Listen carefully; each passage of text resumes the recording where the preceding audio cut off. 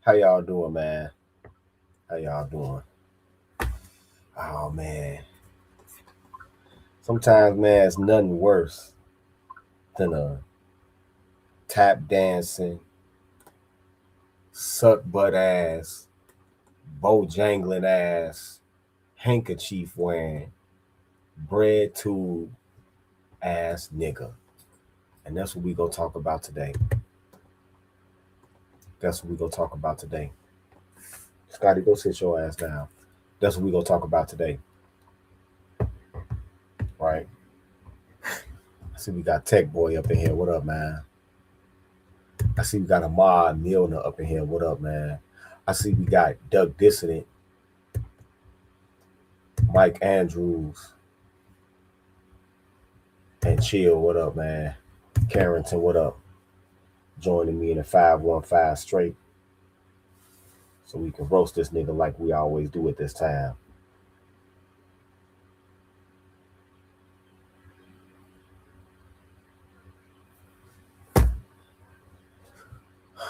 Kwame Kaji, what up, man? Trevor, what up?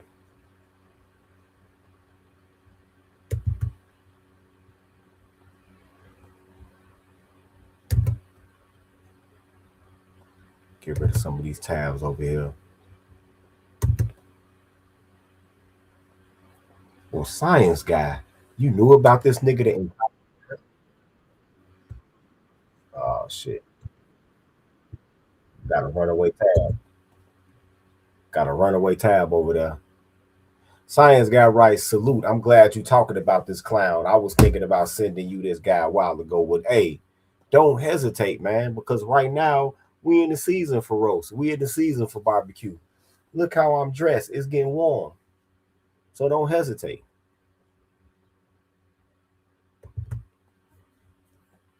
And Eastern Block says, I called them Reddit tubers. Yeah, that's another good, great designation for these motherfuckers, Reddit tubers. And what up, man?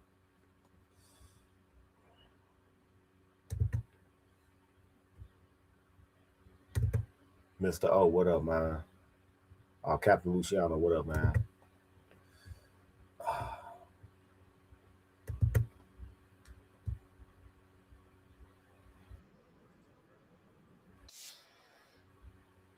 All right.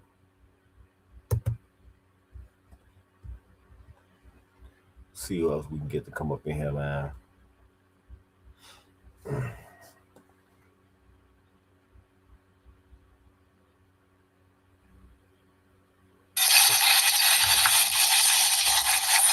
Just need a few more people, man.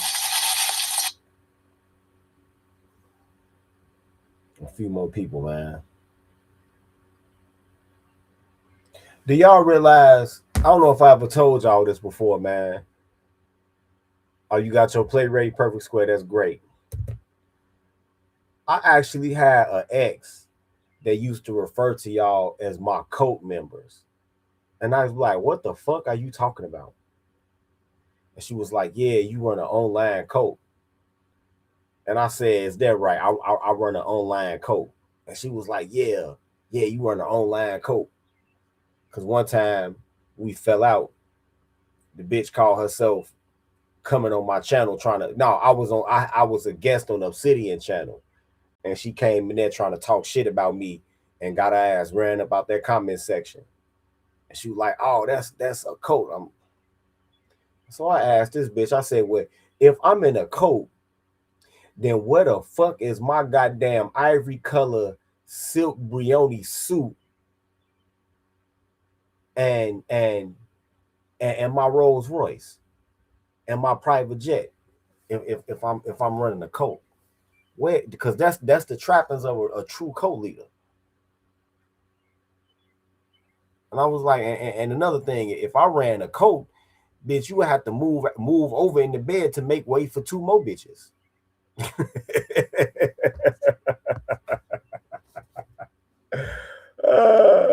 Mr. O, what up? Mr. O writes, hey Tito, remember you said you were done with roast because it wasn't anyone left 20 roasts later. Yeah, man. I thought I was done too, man. But motherfuckers seek out new motherfuckers every day. Yeah, Perfect Square, we on code. Yeah, exactly. And I asked her that. Where's the Tito compound? Where's the Tito compound? I asked her, why are we not living on a compound and bitches throwing roses up under my feet like, oh, Coming to America and shit? Like, why am I working a job? Like, come on, man. Yeah, coats are against independent thought, and I'm, and that's the whole reason I'm doing this shit is independent thought.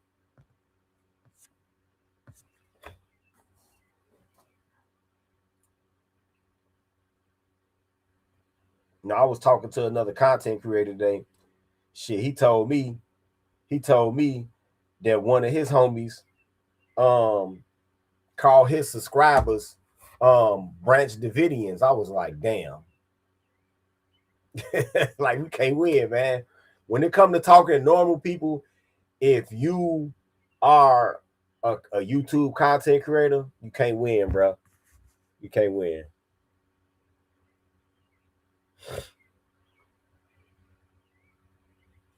Stephen, what up? Yeah, a compound with cars and trucks. Excuse me, a compound, yeah, with cars and trucks. You know I love my cars. Shit. You know I love my cars.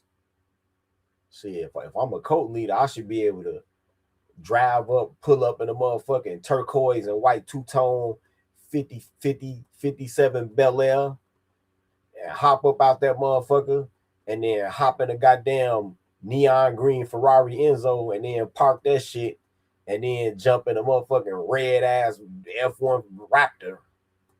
That's cult leader shit right there. Shit. Like, come on, man. All right, man. We got enough people, man. Let's go ahead and share the screen with this goofy ass nigga. Ty's Corner or whatever the fuck this nigga is, man. Now, this nigga that we about to talk about, right?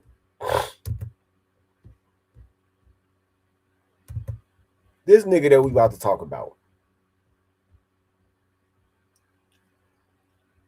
And it's not Andrew. I roasted Andrew already. So don't think that I'm finna roast Andrew because you see the picture right next to mine.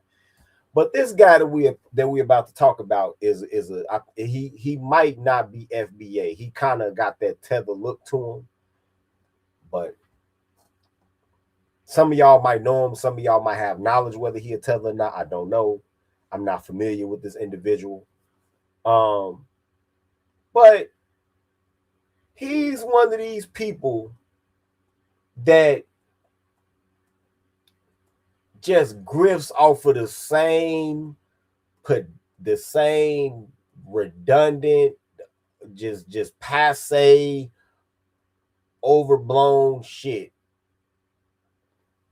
that the manosphere is dead. And so you see the title of the video, the red pill is finally dead. So we're gonna talk about this, whether the red pill is dead or not, and what the fuck this nigga gotta say.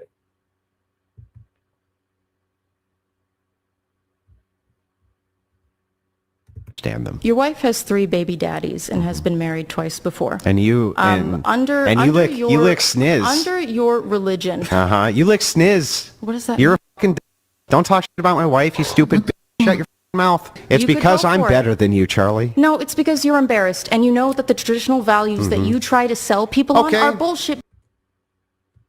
Now this gay woman had a point right here, and if y'all don't remember, this had induced me to roast the shit out of Andrew. Right?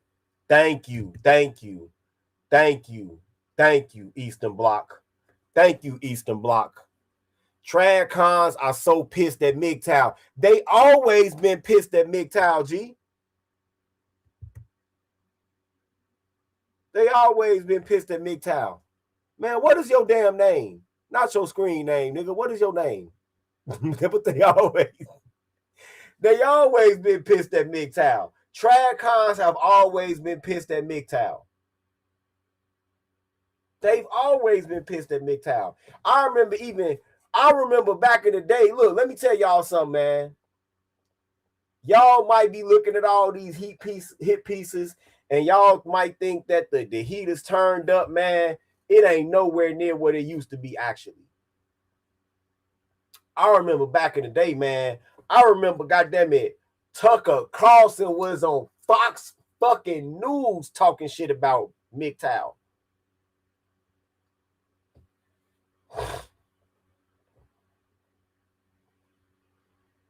Right? And all of us started roasting them, calling them Trad Cuck Tucker.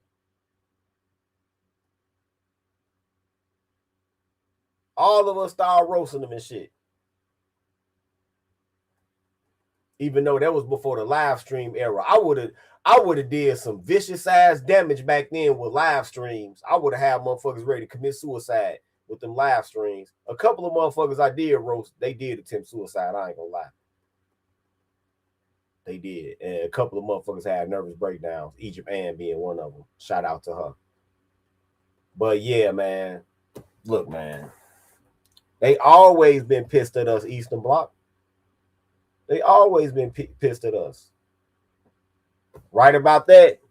Trad cons are closeted liberals. They show in the hell are.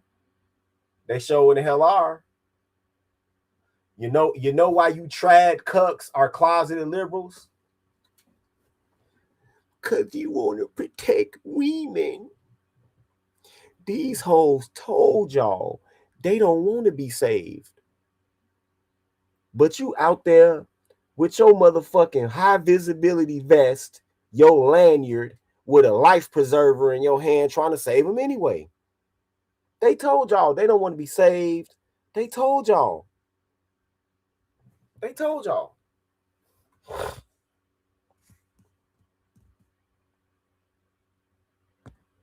Thank you.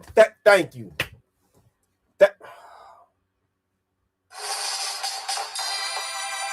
Yes.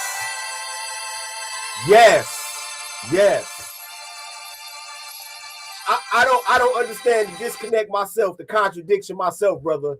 Trad cons critique Islam for covering women, but constantly cry about women not being modestly dressed. They complain worse than bitches. Yes.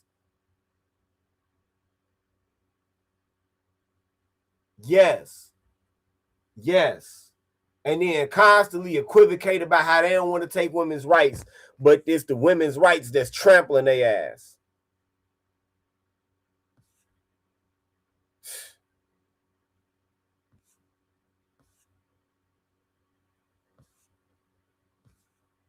Soft ass cucks. Yes, don't be afraid to type that in there. Soft ass cucks. Science got rights. So many trad cons have been getting exposed lately as well. They've been playing the game. Yeah, you got a new game for me. Shit.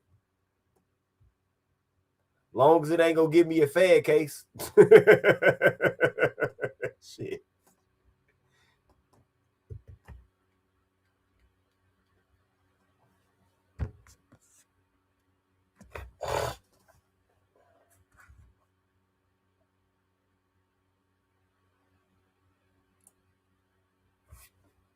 Okay.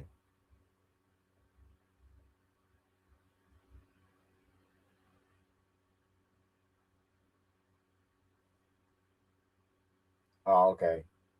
Hey, you crazy for that screen name? I forgot that's what you said that shit meant, man. Tell it, Eastern Bloc.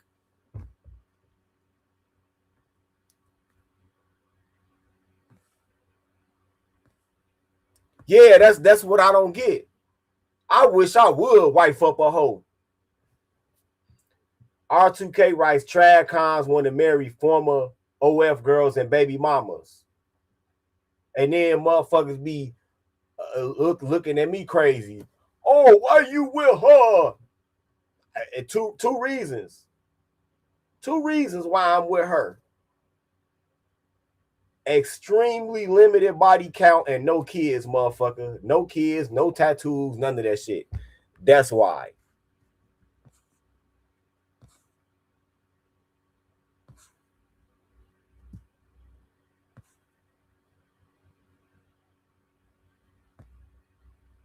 Damn, that's ruthless as hell right there, bro. That's ruthless as hell right there. God damn.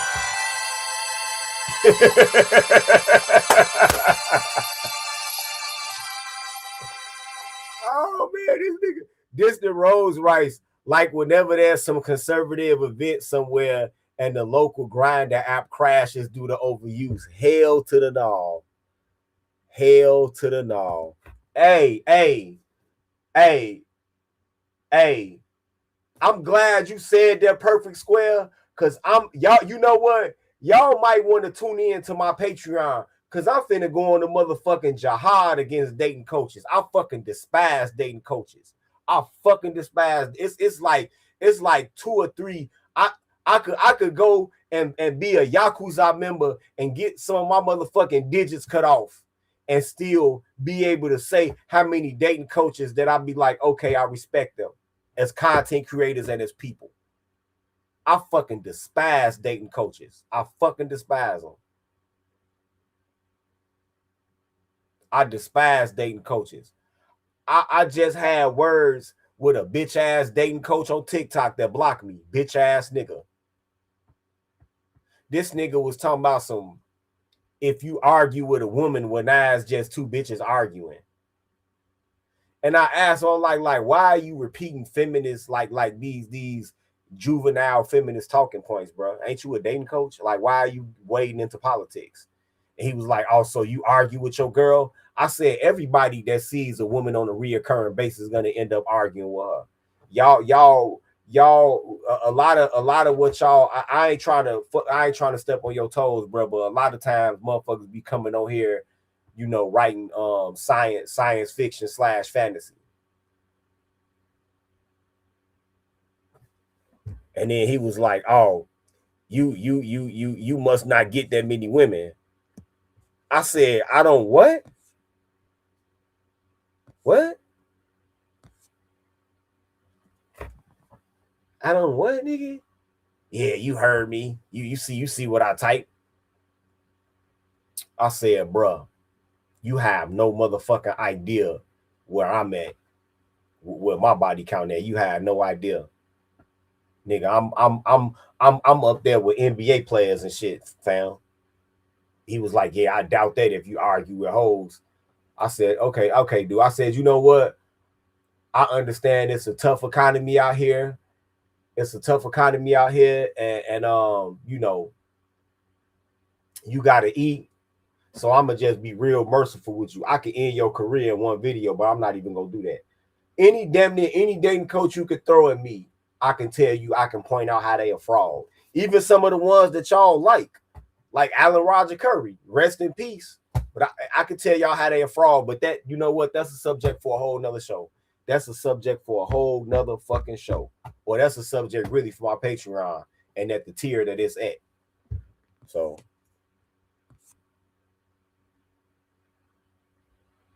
Yup. These men will do anything for you, cat, and it's a recession out here. Yup.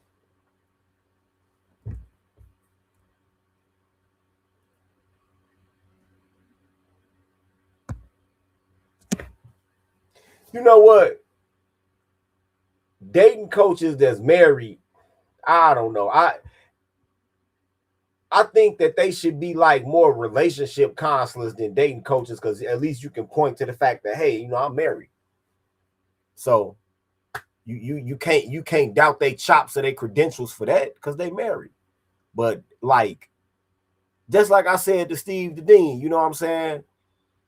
You out here talking about you a dating coach, but the last time you was dating, motherfuckers on the radio, ooh, baby, gotta get you home with me tonight. That's what was on the radio the last time you was dating, nigga. So,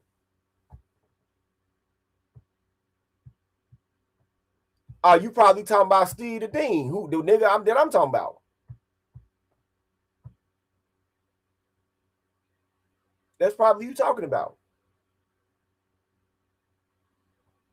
That nigga was probably listening to Silk when he was courting his wife. Like, come on, bro.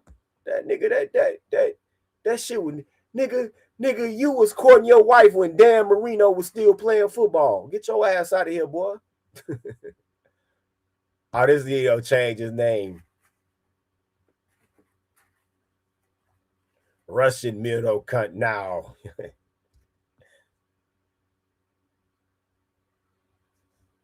Yep. Versus real conservatives like me, because my conservatism is just political. Doug Dissident writes, a lot of the so-called conservative groups used to groom 304s and homos into politics. Yep. I saw several of them while I was politically active in the DC area. DC is San Francisco on steroids with the gaydar. Wow. Yeah, that masculine frame shit. Composure, maybe? What the fuck is a masculine frame? Now, don't get me wrong. I'm not one of these niggas that think women have men have a feminine side and some women have a masculine. Nah, it ain't no shit like that. But it's like, what does that even mean? It's some vague ass shit, some jargon that they use. Like, come on, man. What does that mean? What does that really mean?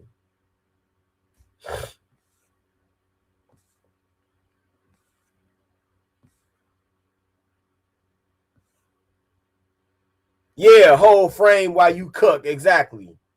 Whole frame while you cook. That's exactly what they trying to teach motherfuckers to do. Whole frame while you cook.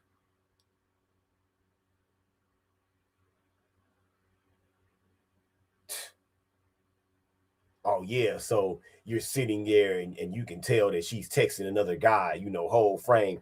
No, bitch, get your shit and get the fuck up out of here. Fuck you think this is? I'm not finna hold shit. I'm finna hold the door open for your ass while you walk the fuck up out of here. I'm finna hold up my nutsack while I get in the shower and go wash up so I can go fuck another bitch. That's the only thing I'ma hold.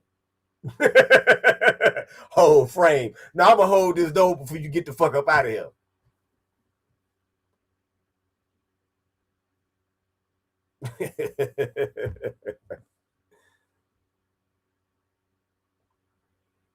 Thank you. Thank you, Eastern Bloc. Being egotistical and selfish is not masculine anyway. That's feminine. Thank you. Men are beneficent and altruistic. If we weren't, the planet wouldn't even look like it does now.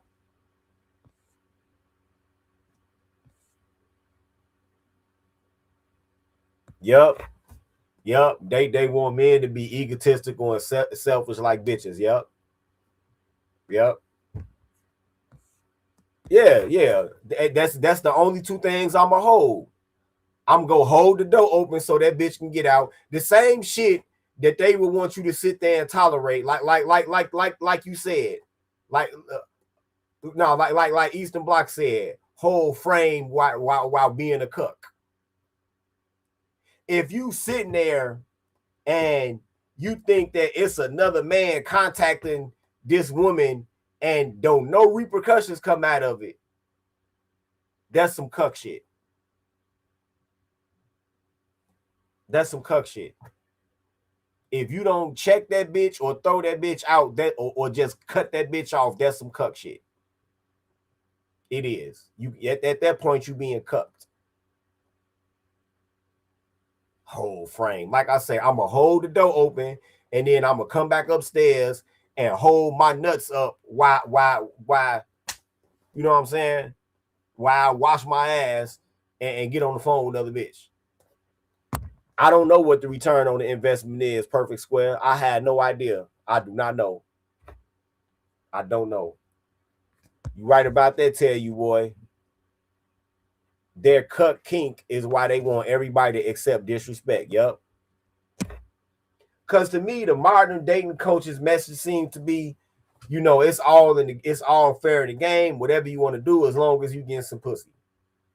And as long as you trying to talk to the next bitch to get some put, it seemed like that's, man, you got to accept that they go just be, it's always go be another.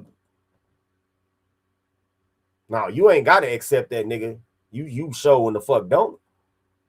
It's a whole world of bitches out here. You don't have to accept that bullshit. Manosphere writes, cucking has become normal as we move into fifth wave feminism. Yeah. But that shit ain't the norm for everybody. All right, let's get back to this goofy ass video. But Andrew got his ass clapped right here. This is exactly why I ended up roasting his ass. This is exactly why this interaction right here is exactly why I roasted Andrew and his motherfucking Robin Ventura third base looking ass wife. Look like she playing third base for the Sox. Because you are not a traditional man.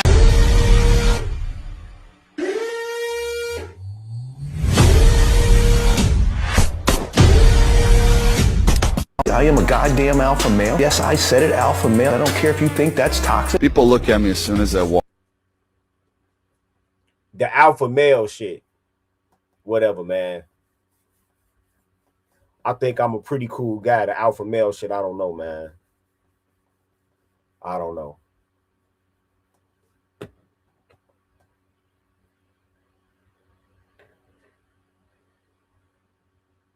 Walk in and they're like, who is this guy?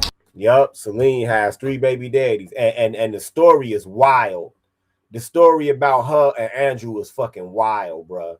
I talked about that when I roasted his ass. I know who Rachel is. Rachel looked like Robin Ventura that played for my team, the White Sox. Now, the crux of what this nigga's argument is that he thinks that all of these guys are manosphere.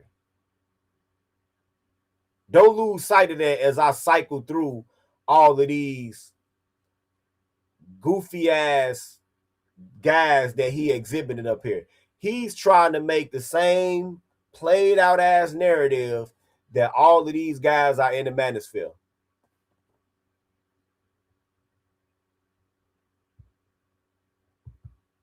All of these, none of them are, by the way. None of them are. None of them are. Andrew is not in the manosphere. Andrew, I don't even know what to call that genre of video. Yeah, she looked like Robin Ventura. You don't remember the thumbnail? You don't remember the thumbnail when I roasted his ass? And then turned around and roasted her? Yeah, that's what I'm saying. At least if y'all go act like that for free. Met Hall of Fame writes, what makes the bullshit from women much worse is that society wants men to foot the bills and pay for dates. We pay for more than bills, bro. All of these fucking initiatives and set-asides and funds and shit that they have for women, that come out of our end. We the biggest taxpayers. That comes out of our end.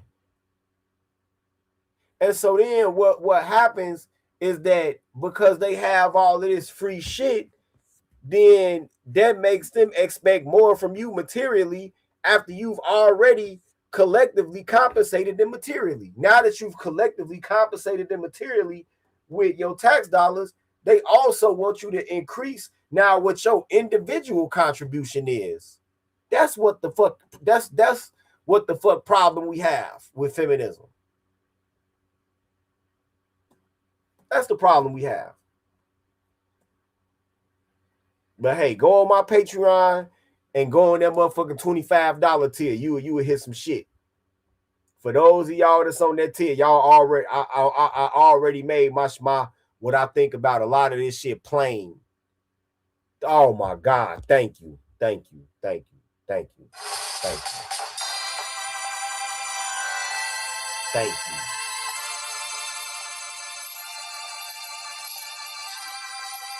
Women barely want to work 40 hours. Barely.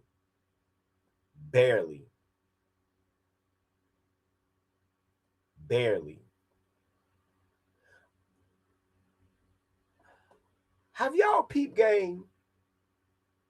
Do y'all understand? Do y'all understand?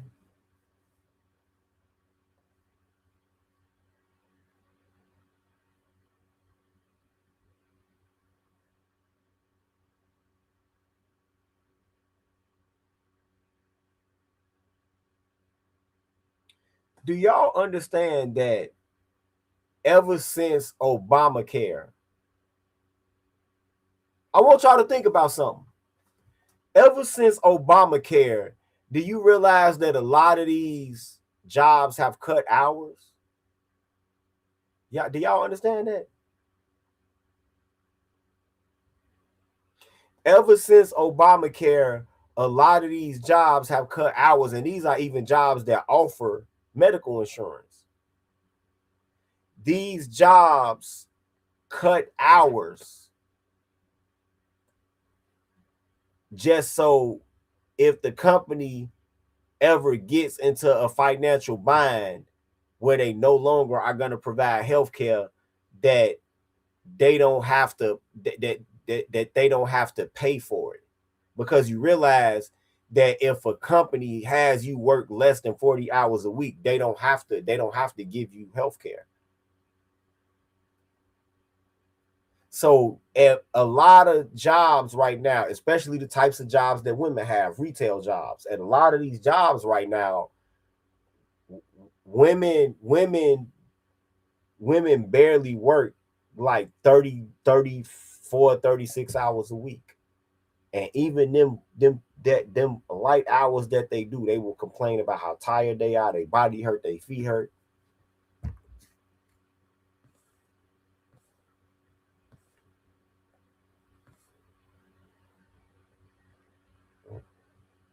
Yep, right about that, Distant Rose. And because of that, most Gen Z peeps are the beautiful ones of John Calhoun's Mouse Utopia experiment. Yep. I've seen that too. No news rights. Did y'all see the videos where women want to get paid for doing work around the house that they live in? That's utterly fucking ridiculous. That's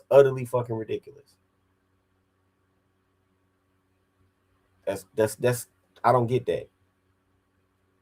And then they make the free labor argument. We're not gonna go into that shit.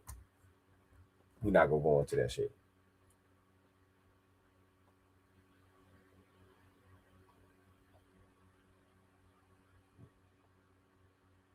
Then they make the free labor argument.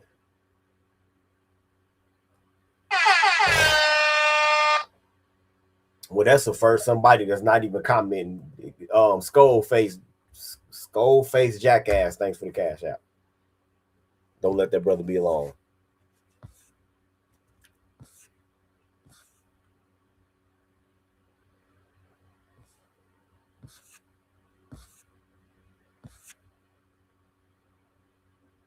Are you Gen Z? Damn.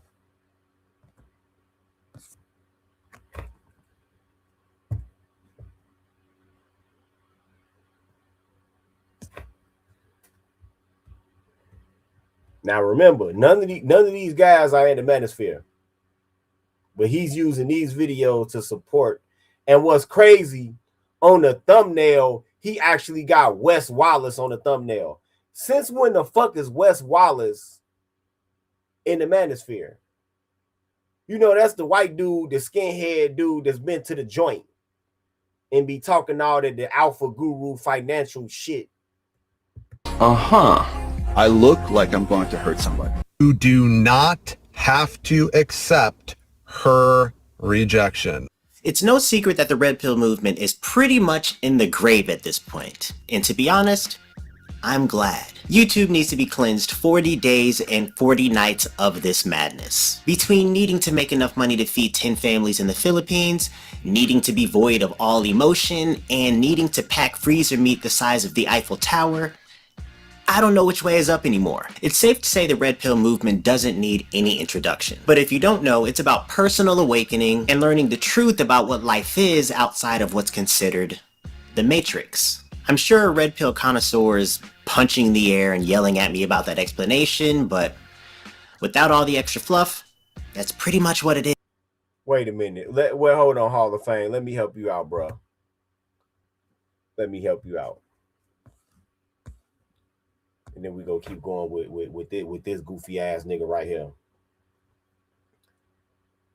Hall of Fame writes, I literally experienced it from an unemployed Gen Z girl I dated.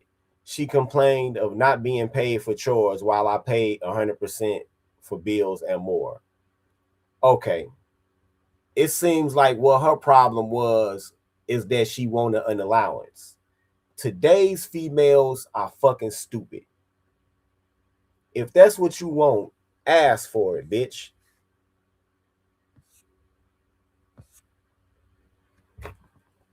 If you want an allowance, so for anybody that might watch this replay, right? If you as a woman want to play the housewife role, and even though you hold shit down at the house, that's beautiful. That's beautiful. That's beautiful. Ask the man for an allowance. I just asked the man for an allowance. I mean, okay. R2K, you told her she was crazy. What? How exactly? How much did she want? At least she was forthwith enough to come and approach you with that. How much did she want? Because the allowance is not you paying her for doing what she do around the house. That's not what the allowance is for.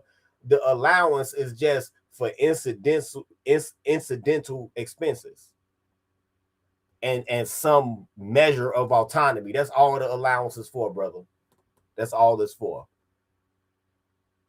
The allowance is just so she still feel like a woman and not a kid. That's all it's for. And I'm not on no sim shit right now, but I'm just saying, because you gotta think about this. You know how old I am over y'all? When the 4th of July come this year, I'll be 50. I'll be 50 years old. So think about who my elders are.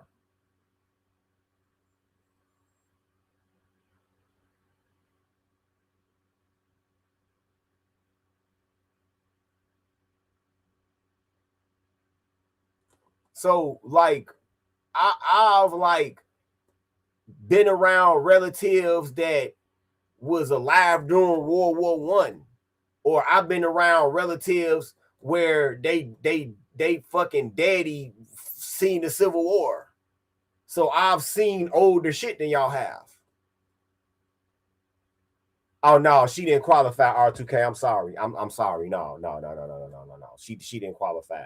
R2K writes, and it was my place with only my name, so I did most, and I still did most of the cleaning. No. That's not how it works. See, the problem with a lot of these women now is that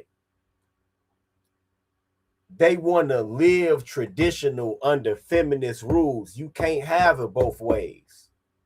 You can't live traditional under feminist rules.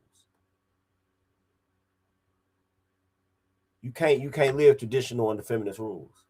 You gotta find what lane you want to be in. So if you a woman and you decide that you go attempt, because you as a woman now, especially if you're a Gen Z woman right now, you haven't seen nobody do their housewife shit 9 times out of 10, so you don't even know what you're doing. So if you're going to try to do that, see, I'm sorry, but R2K and Menace and Hall of Fame, what y'all are describing is bitches that was paving the way to getting themselves kicked out. A lot of these women be talking nowadays about, oh, you don't want to live with no man, or I want my peace and all of this shit. No, bitch, no. You understand your limitations. You understand that you a lazy motherfucker, and you understand that you being a lazy bitch is just paving your way to being kicked out of a man's house. Cause the first thing that this man is gonna say, well, he ain't gonna say it right away, but after a while, when he come back in his house and he got your ass laying around and he cleaning up and doing all of this shit, he gonna get tired of it. It's only one way, and again, for any women that's gonna watch this replay, let me tell you something. It's only one way possibly that you would get away with that. It's only one way possibly that you would get away with that. And that could only be if you have set up an extremely freaky ass vibe in that house at all times. And even then, after a while, it's gonna get old, because even though the man might be enjoying himself, you still got him living in filth. So yeah, you would have to be a 7.5 and above on the look side, and you would have to be on some shit like when he come in that house, it's basically a house of prostitution now. So as soon as he come in that house, you would have to be taking this man's clothes off, making him get in the tub and rubbing his shoulders and then sucking his dick while he in the tub. That's the only way that a nigga is gonna tolerate you not doing any housework at all, and even that has a shelf life of about 6 months, because don't nobody want to live in filth.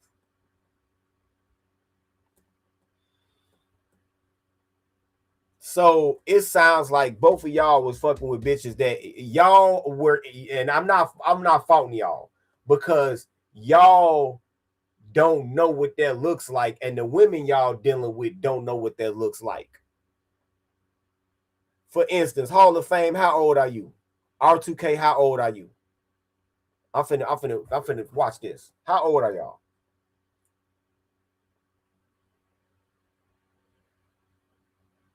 And I'm just making a point. I'm not on no, back in my day type of shit. Nah, that ain't it. I'm not on no shit like that. I never play that game with y'all. I never played the Colonel McBride shit with y'all.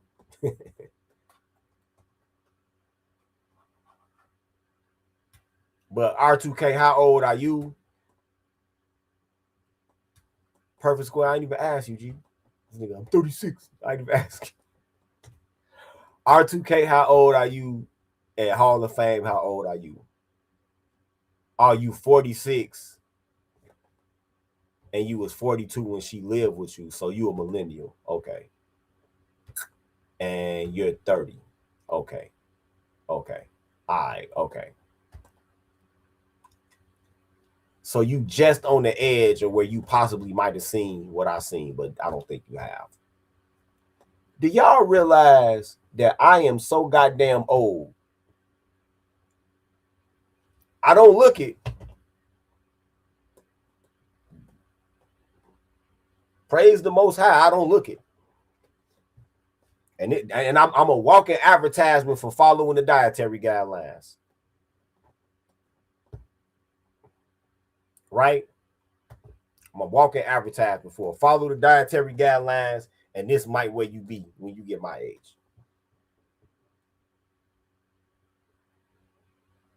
Right? I am so old that when I was in high school, they actually used to have a class called home economics. Right? They had a class called home economics. And in this class, see, they don't have this in school no more. Right? They used to have a class in high school where it was just girls in there. I mean, you could take home ec if you was a boy, but you would look like you know what you would look like.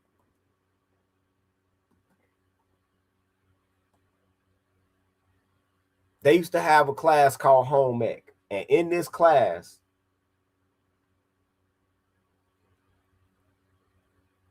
they would teach girls how to cook, how to clean, how to iron, how to budget for groceries, how to shop, all of that shit.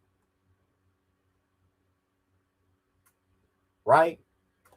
The boys, we went to auto shop, or we had auto visual, welding, shit like that.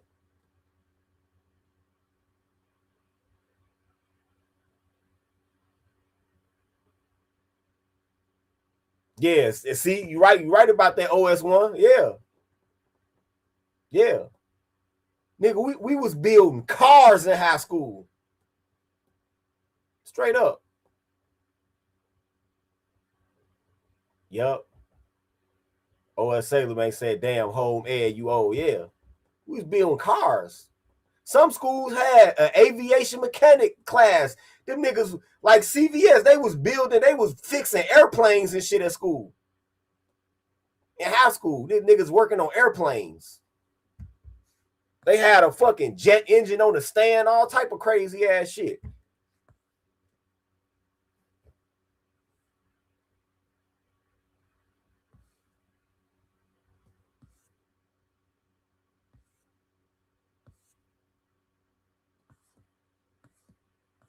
So yeah.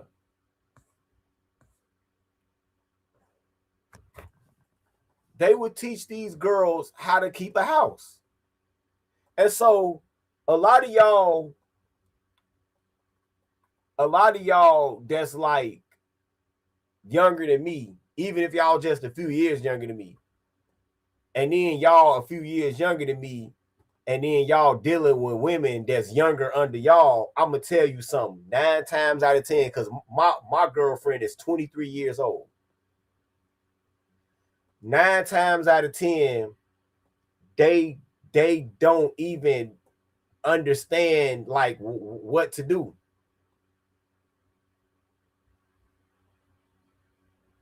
Or they have an incomplete picture of what the fuck they should be doing. Like, I don't fuck with any woman that don't know how to cook. Period. I don't do that shit. So she does know how to cook. But then I've dealt with, even when I was younger, I've dealt with women her age, around the same age group, and the picture that they have of running a house will be so incomplete, where they might know how to cook, but they might not know how to manage trash, or they might not know how to clean certain surfaces, or they might do shit like they'll take a non-stick pan and then they'll start stirring around in it with a metal fork, and I have to stop them like, hey, you go mess up this pan. You got to go get a wood spatula or something.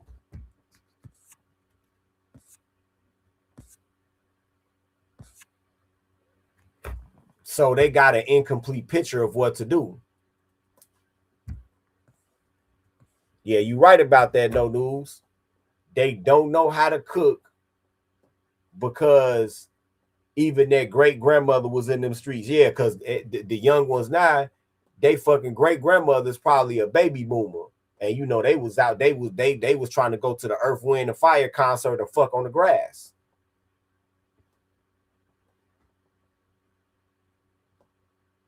And then when the disco era ended and hip hop started, they was trying to be in a club with a short dress on, thigh high boots, sniffing cocaine off the mirror, getting fucked in the bathroom. And that's even their great grandmothers.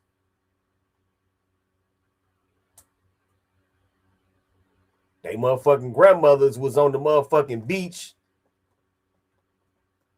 with a 2-piece bikini on, pussy hair peeking up out that motherfucker. All I want to do is boom, zoom, zoom, zoom, and a boom, boom. Just shake you. So they don't have a complete picture of what they supposed to do.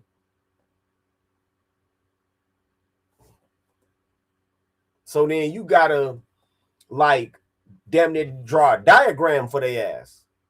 But if they wanted allowances from y'all have to let them know that they have to qualify for that allowance. y'all have to let them know. First of all, y'all have to dispel that cooking and slavery shit. Because you have to be like, wait a minute. When you go to the store like this, check it out, baby. When you go to the store, if you bought you a big bag of chips, would you let me have some of them chips? Yeah. Why would I be that stingy? Right?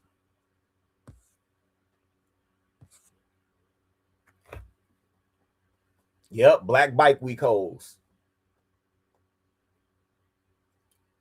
Ask them like that. If you went to the store and y'all got to hit the Cash App because I'm giving y'all some good ass game right now. Hit the Cash App, goddammit. Man, baby, you will let me get some of them chips. If you got the the big bag, the $4 bag, you will let me get some of them chips. Yeah, I'll let you get some of my chips. Oh, okay. Well, I heard about that.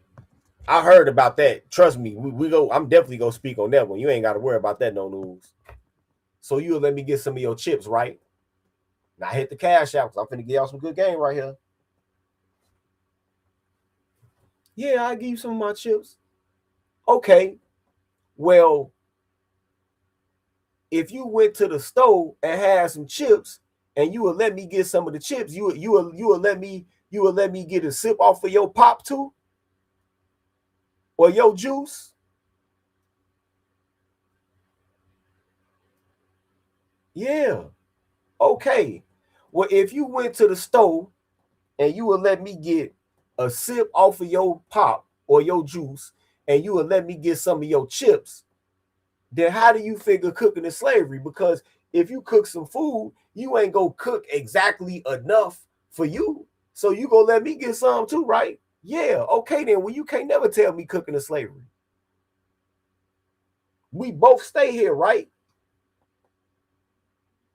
Yeah. Okay, we both stay here. So if we both stay here, you don't like you ain't never been homeless or no shit like that. No.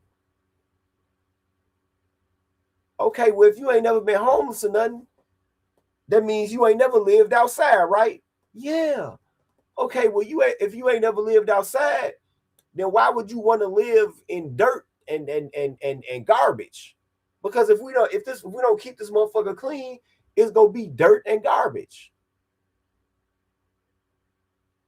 Oh, I never thought of it like that. Yeah. So I mean, you don't want me to think you over here fucking in my house, right? No, okay then. So if you don't want me to think that you fucking in my house, then why not occupy yourself and do something? Because if I keep coming here and this motherfucker dirty, it ain't none cooked, then that's the only logical conclusion I can come to. Is that either you fucking in my house or you just getting high and drunk all day?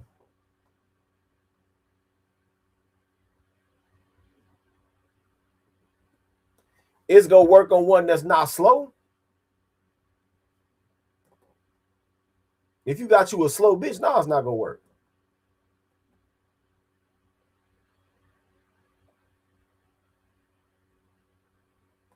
Mr. Lamper, thanks for the Cash App. Don't let that brother be alone.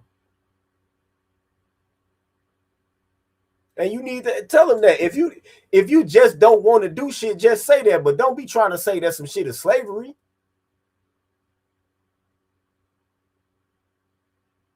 Turn Mandingo on. Let her see what slavery really is.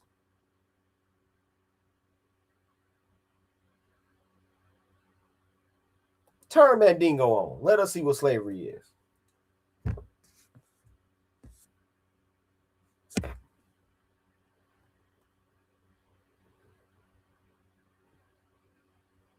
Let us see what slavery is.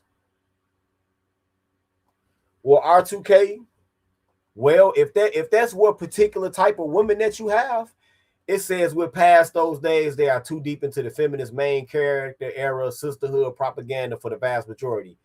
If that's what type of bitch you dealing with that you need to let her find out how cold it is outside?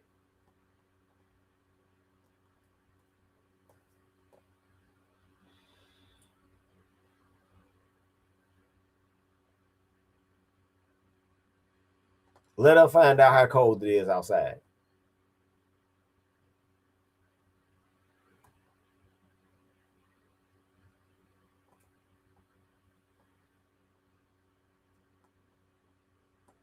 Yeah, you have to. You some of these bitches actually are not slow. If you even know you got to damn near draw a diagram for them, because this is shit that they haven't. This is a new concept for them. Rashid Ali writes, like it's oppression to keep your living space clean without being compensated as if you had a job. Yeah, we both live here. And then ask her that. Do you? So I hear you on the phone with your friends. I hear you on the phone.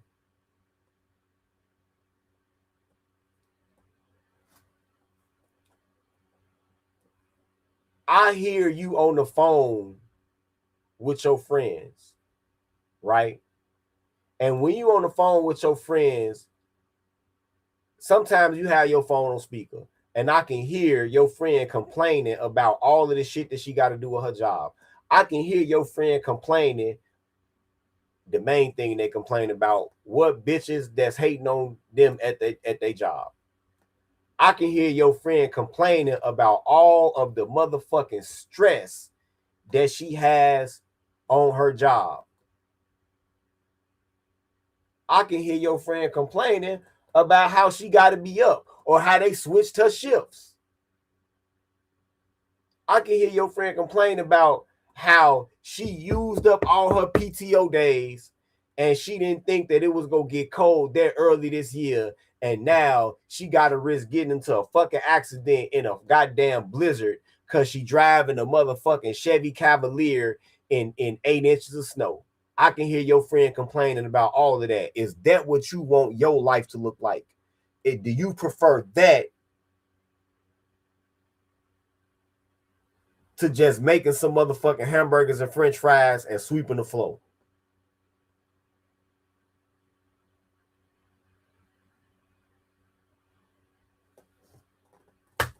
Like I said, this is something they haven't seen. You have to draw a diagram.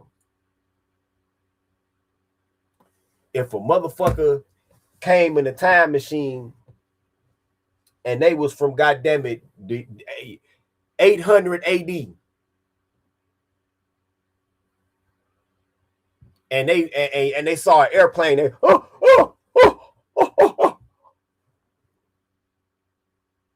you will have to draw a diagram and explain to them that, see, them things are called engines, and then it's a wing that shapes like a teardrop. They call that a cantilever wing, and as the plane pushes or pulls the engines pull it or push it forward, that the shape of the wing and the onrushing air creates a vortex on top of the wing, and that's lift. That's what pulls the airplane up.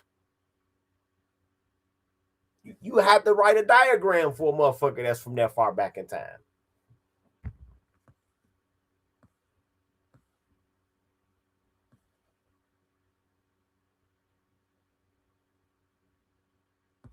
Hall of Fame, when you say they own family, you mean like they own immediate family? Like they siblings and their mother and all of that? He said, Tito, I see a shift happening since about 2020. Women are making a move back towards their own family. Is that what you mean?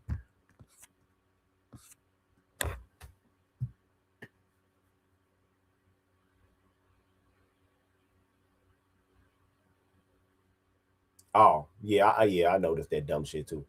Hall of Fame writes, and you know what? They go inevitably come to ruin. They go inevitably come to ruin. Right? Hall of Fame writes, women are using their own relatives for the kinds of provisions that would normally come from a man in their life. Well, that's not gonna work out for the long term. That's not gonna work out for the long term. Because if I know something about women, is that women can be real motherfucking catty. Okay. And so if you are already in a relationship, I'm gonna tell you this straight off the bat. If you getting up in the morning, early or late at night, or on a weekend to do something for another woman, it better be your mama. It better be your mama. Other than that, after you do that a couple of times, do you know what the woman that you with go say to you? I don't care who it is, Hall of Fame. You know what that woman gonna say to you? And sometimes, even when it is your own mama,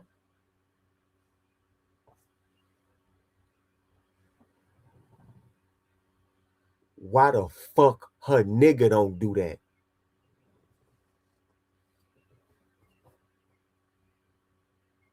So that's not a long-term option. That's a band-aid. Why the fuck her nigga don't do that?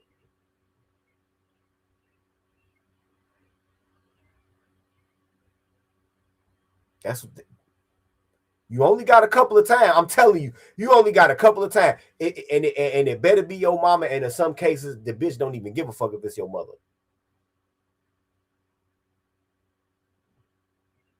No. It's not. R2K writes, been there and done that. That's why I don't talk to my mom like that. She would drive wedge in your relationship. Well, if you notice that your mother is going out of her way to try to get you to do shit when she noticed that you with a woman, and that's one thing. But if she just call on you once in a while, and especially now, if you my age, a woman to probably tolerate it is if it's your mother, because my mother is in her fucking 70s. So a woman is tolerated. But for y'all that's in y'all 20s and 30s, and your mother asks you to come over and do some shit every week, or your siblings or whatever, to that woman, that shit is gonna get old. They gonna be like, what, why the fuck her nigga can't do that?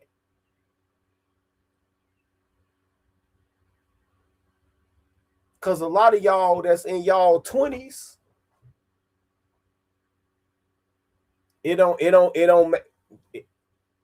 listen to me, Hall of Fame. It's not a long-term option. Hall of Fame writes, these modern Sims are simping for their female relatives. I know that. I see that. It's not a long-term option. Because if it's one thing that's true about a simp, is that no, I'm not underestimating shit. You see, you think I'm talking about the man. I'm not talking about the man. I'm talking about women's avariciousness. I am not talking about these men. I know how these niggas are. They stupid. I know. I'm not underestimating them, but at the same time, don't underestimate how avaricious they can be. Do not underestimate how avaricious they could be. So what I'm saying is that you do that shit enough times, and not saying per se any of y'all are simps, but if it was a man that's in the habit of doing that, if it's a man that's in the habit of doing that, then he's gonna probably attract another woman that's not his relative, that's go yield him some type of companionship. And women have a very consumptive love, which means they want to just take. So if they want to take, if you give in to somebody else, then that's less for them to take, and they don't like that shit. See, let me help y'all, and y'all hit the motherfucking cash out. Let me tell y'all something. Sometimes seeing any woman on any level on a reoccurring basis is almost like being in the mob. It's almost like being a low-ranking associate in the mob. You only good as your last envelope. You hear me? Now that envelope could take the form. It's a wide possibility of things that could be in that envelope.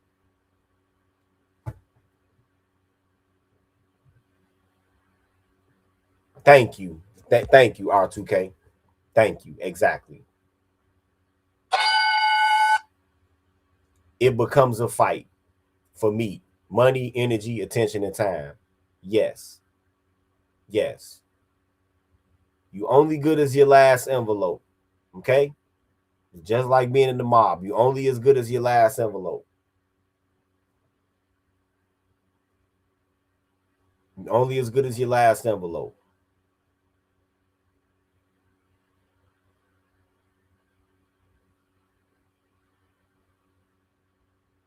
It could be a lot of things in the envelope. It could be money in there. It could be a listening ear in there. It could be dick. It could be time. It could be a lot of things in the envelope. But you only good as your last envelope, and you got to keep them envelopes coming.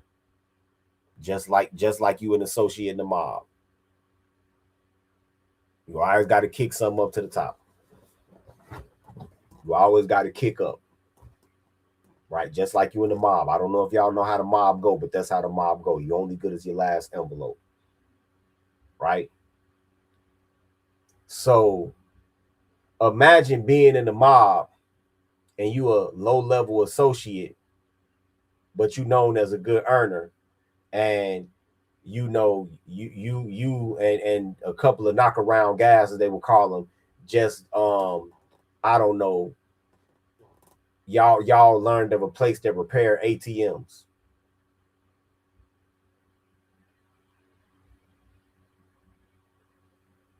Right? And y'all break into the place that repair ATMs, and y'all and one of the employees told y'all, hey, it'd be a cash in these motherfuckers. And y'all just go in there and just start blowing the fucking drawers open, and y'all take all of the money up out of there, and y'all get up out of there. Y'all cut the power, the alarm didn't go off, and they was too cheap to have a backup generator set up. So you would have split your cut with the knockaround guys you was with. But out of your cut, you're gonna have to kick 25% of that up as tribute. You only good as your last envelope. And then it's the next job, it's the next job, it's the next job. Every time you do something, you're gonna have to kick something up top. You only good as your last envelope. It's just like being in a mob. I know it's a fucked up way to look at it. It's a fucked up thing to understand. But it is what it is. Not paying your dues, shit. I ain't never had that problem. Top fucking earner. Mr. Othemfo says, damn it, Tito, I just had a flashback from my game banging days, paying dues, hoping not to get a pumpkin head from a violation. Shit.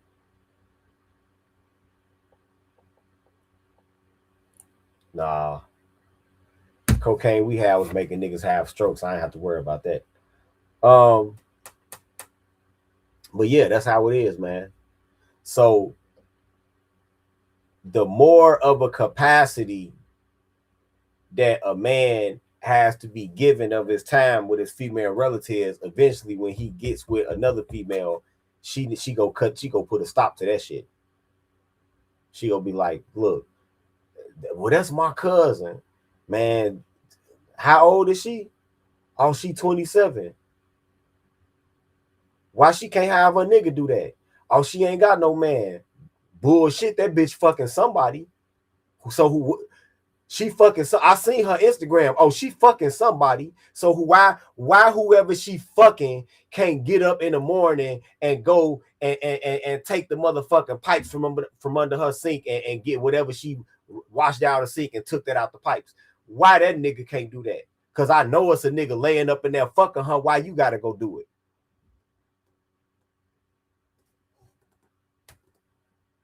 Why you gotta do it?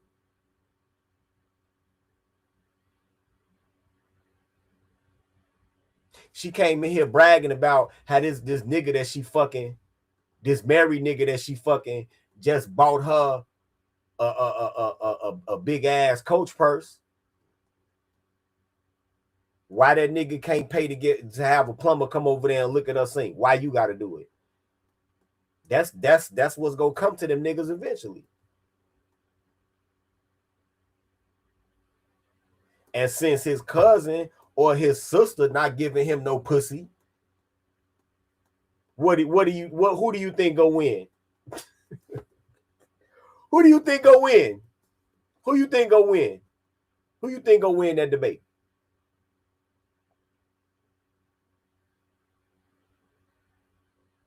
So yeah, you can't. Yeah, you right. Hall of Fame. It is a lot of goofy ass simps out here. And you know what?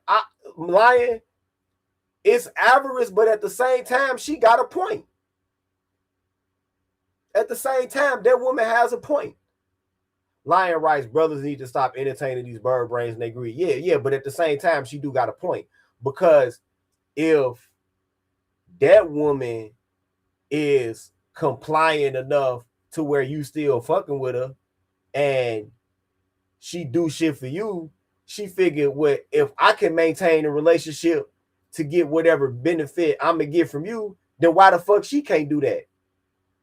Why the fuck am I letting you tell me I gotta come in the house and shit and not be hanging it with them hoes and don't be posting thirst traps? I do all the shit to qualify to fuck with you to get you to do shit for me. Why that bitch can't do that for somebody else? Why do she get to run the streets like a hoe and get high and all of this shit and sit in cars with niggas? We all live for free that I had to work for. The woman got a point. You can't say she don't.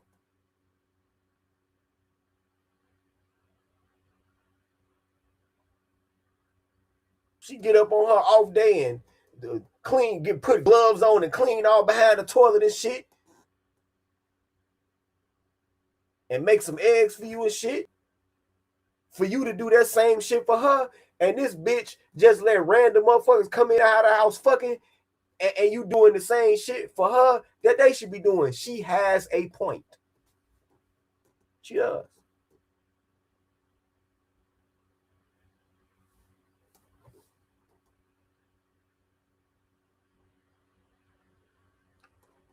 What? Oh yeah, these niggas bugging. They are moving in with their brothers and male relatives, and that shit got a shelf life. That shit got a shelf life. That's domestic violence waiting to happen. Because eventually, if he got a bitch, she gonna be like, hey man, that bitch gotta either that bitch is gonna go or I'm gonna go. Either she gonna go or I'm gonna go. And if that bitch is worth anything, who you think gonna win that argument?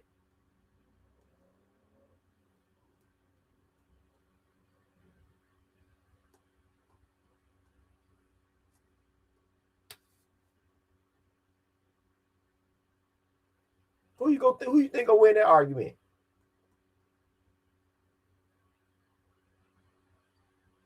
Especially if she say that bitch gotta go, and then after that, reducing or cutting the pussy supply, who you think gonna win the argument? Yup.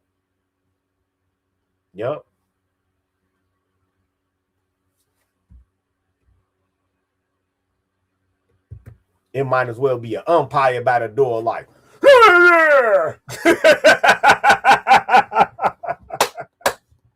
It might as well be an umpire by the door.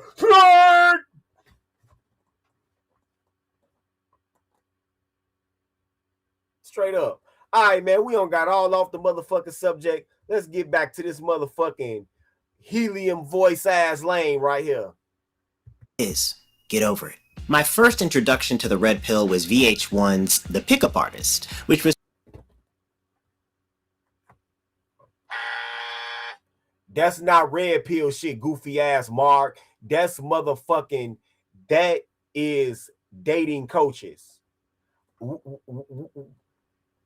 It's almost like we got to pay for a billboard or billboards on the side of highways that say dating coaches are not red pill. Dating coaches are blue pill.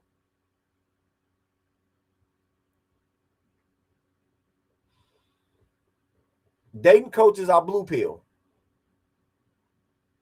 Dating coaches are not red pill. Dating coaches are blue pill.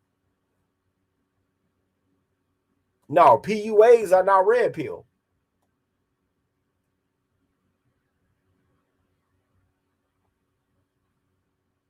Well, I maybe you meant to put a question mark at the end of that shit. Now, what I do over on my Patreon, giving social navigation advice, is that's different from being a dating coach. I'm just helping you navigate society. That whole thing in there is not, yes, it's not about, oh, you get whipped. No. Yeah, pickup artists are blue pill because they are sitting there going out of their way to like develop a social subroutine to facilitate short-term pairings with women. That's blue pill shit because of where the emphasis is. Probably everyone's first introduction without them even realizing it. No, that's not.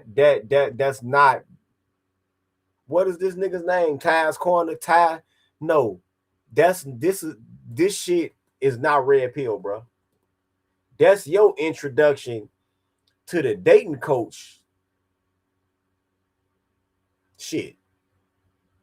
This is not red pill. Now, you making yourself look silly. Even your voice is bad enough, but you making yourself look silly by saying that this shit is red pill because it's not. Red pill is about situational awareness. Where does this entail awareness? This is just developing a social subroutine. Where's the awareness here? If you had your own TV and the only thing your parents were worried about you watching was HBO after 12 a.m. for obvious reasons, your only other choice is to get that same hit of dopamine were Girls Gone Wild commercials. VH1, MTV, BET, Uncut, and Tila Tequila on Howard Stern. Howard Stern was the first Adam 22, come to think of it. God, I need to get baptized again, bro. So anyway, The Pickup Artist. The Pickup Artist was my first introduction to red pill content, being a... Again, that's not red pill content. Mystery and all of them on The Pickup Artist, they wasn't talking about Brifo's Law. They wasn't talking about female nature. They wasn't talking about family court. They weren't talking about the divorce rates. They weren't talking about the history of feminism. They weren't talking about anything that red pill content creators talk about. They were just strictly trying to teach people how to hone, once again, how to hone a social subroutine that will facilitate them fucking. That's it, nigga. Your whole thesis is bullshit. Middle schooler. The purpose of the show was to help men find... And I'm going to tell you something. If you thought this was red pill, nigga, that mean you extra lame. If you so motherfucking lame that you was able to glean anything from this shit that you thought you could use,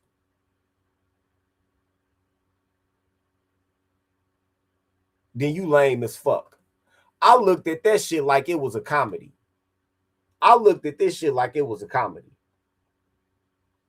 Because I knew the places that I've been socializing and all of that shit, I know damn well that this dry ass game ain't gonna work there. So I looked at that shit like a comedy. Of just white boys being white boy cool. That's all I took from it, is straight entertainment.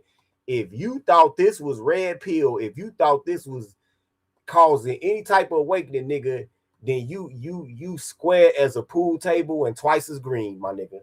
Let's go. Success in cold approaching women. Harmless in the grand scheme of things.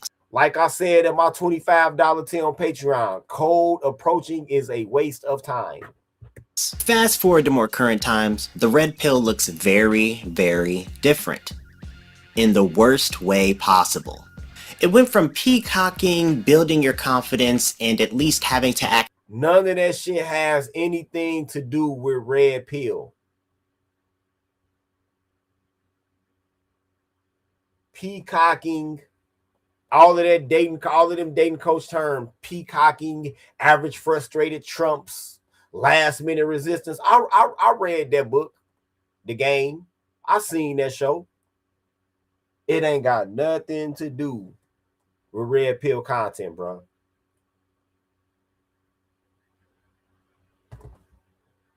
Actually approach women in person, to men providing sound advice to other men about improving themselves, to whatever the hell this is. Guys who know me, knowing I've talked about penis pump. Another dating coach.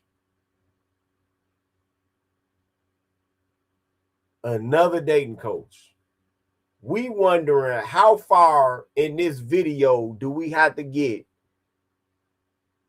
What are we 2 minutes and 48 seconds into your video, dog, and you ain't showed one single red pill content creator yet. How do you realize what you're doing right now? If I wanted to critique a bunch of SUVs, you not go look on my screen and see a motherfucking Porsche and a Mazda Miata.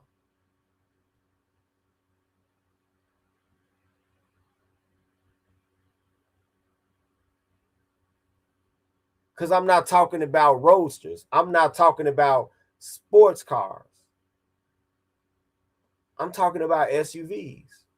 So if we're talking about red pill content creators, then why is this screen next to me? Why is this screen next to me full of alpha gurus, looks maxers, and PUAs? None of this shit is red pill, bro.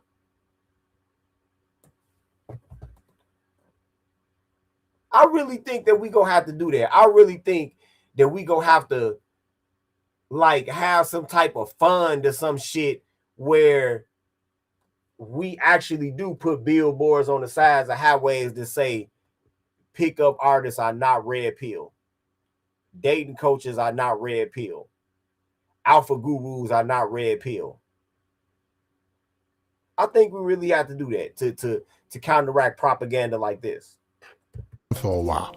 So I'm here on YouTube, guys. This is not even FitX Talks. I'm going to tell you guys the truth about penis pumps. It's creating a vacuum that pumps blood through negative pressure to your junk. Let's not get complicated. That's all penis pumps do. Do penis pumps work? Yes and no. How many inches does my junk need to be considered a man? Minimum 7 inches. Every single man can get his wee-wee. And now I guess you got dick maxers. Pause.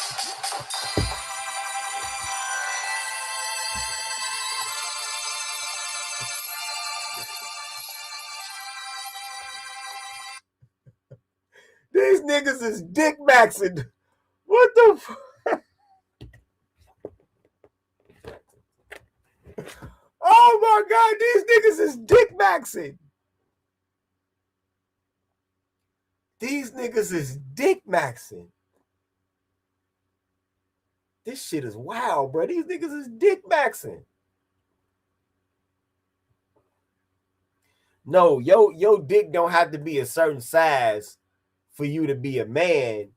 You just have to be born a biological male for you to be a man.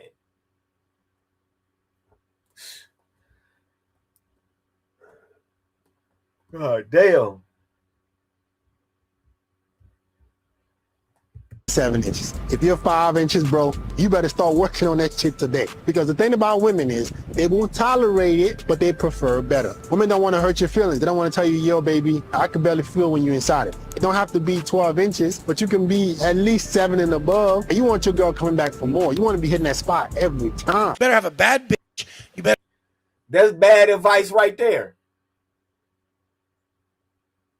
That's bad advice right there. What he just said is bad advice. He talking about hit that spot. The first three, where the spot is in the first 3 inches of her pussy.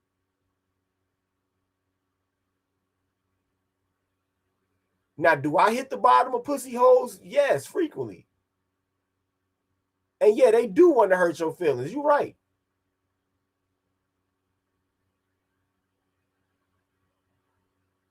But most of the nerve endings is in the first 3 inches or so of their pussy. They care more about girth than they do length.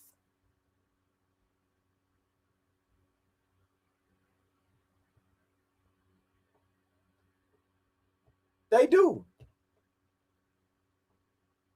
Go ask one of them.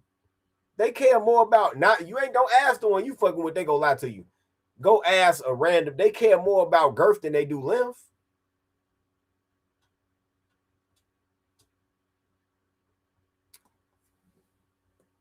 It's only one way. Look.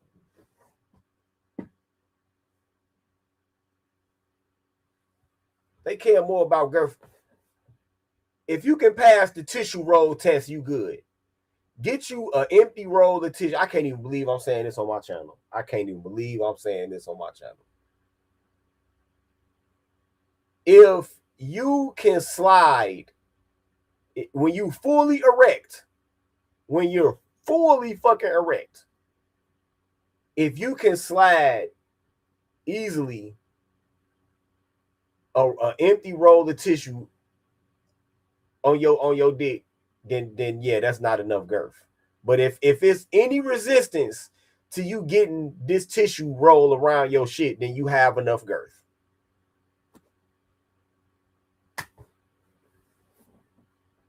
But they care more about girth than they do how long your shit is. So that's bad advice that he was giving out right there.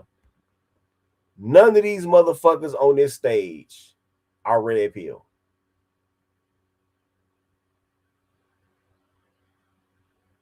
You better be ripped. You better fucking be rolling some sick shit. That's what I like. Wes Wallace is a dude that was in the Fed joint, and he a motherfucking skinhead, I guess. And now he, I guess, he tell dudes how to be swole and have money and have a nice car, like he just said. I grew up hustling. There has to be rims on my goddamn Phantom. Let's take you, for example, and me, and we both pull up and we go to your girl. Odds are I'm gonna take that. If you compared me to you, you're not gonna win that battle. He giving you bad advice too. He giving you bad advice too. Let me tell you something. I had one girlfriend I was with actually fucking reject Antoine Walker in my presence. We completely rejected that nigga. And I was blown away. I was fucking blown away. When I seen Antoine Walker right there, she had went to the bathroom.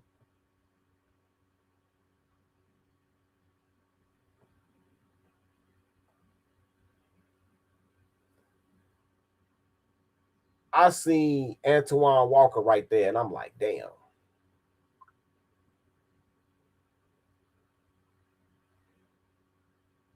Damn. Because I had, that was a fine ass bitch. I'm like, damn. Soon as she came out the bathroom, he pushed right up on her, like I knew was gonna happen, right?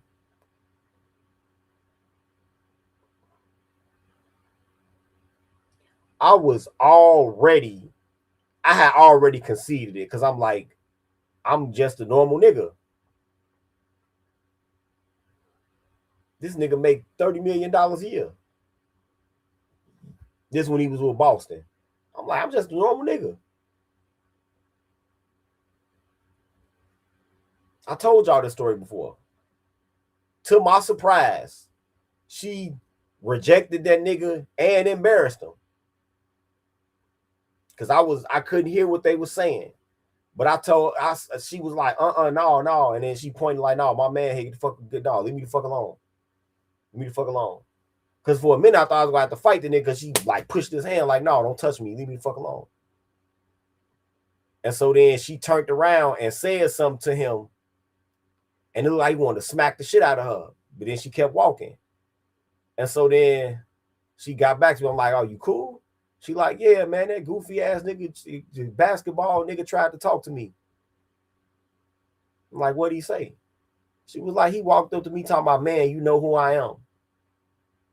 I'm like, oh, and it's like, then nigga tried to, like he stuck his hand out like he's finna try to grab me and shit.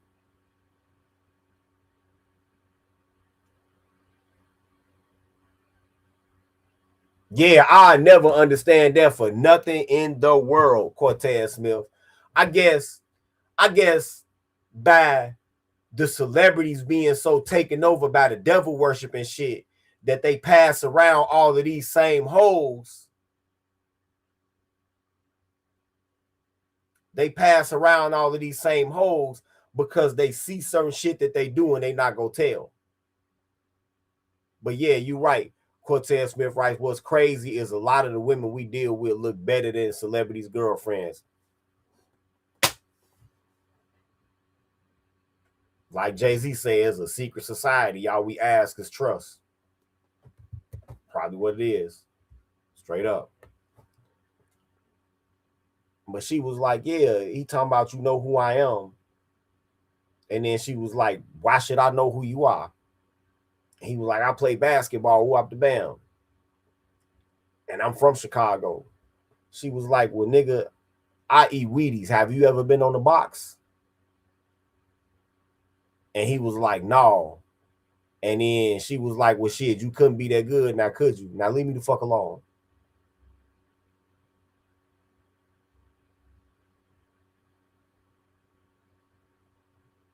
That's what she told Antoine Walker. I was like, wow. The next girl I was dealing with, I was walking with her and her sister, and that nigga Terrence Newman that played for the Cowboys pulled up in a white Phantom. Cause we was up north where you gotta park your car real far away from your where you going out at. We was going to one of their friends' Christmas party. And Terrence Newman pulled up like, hey man, you want to walk with that nigga or you want to ride this Phantom with me? And my girl was like, we'll walk, thank you. Now get your lame ass on. And then he was like, you know who I am? And she said, yeah, we know who you are. We watch football. You that nigga that keep getting burnt by Calvin Johnson.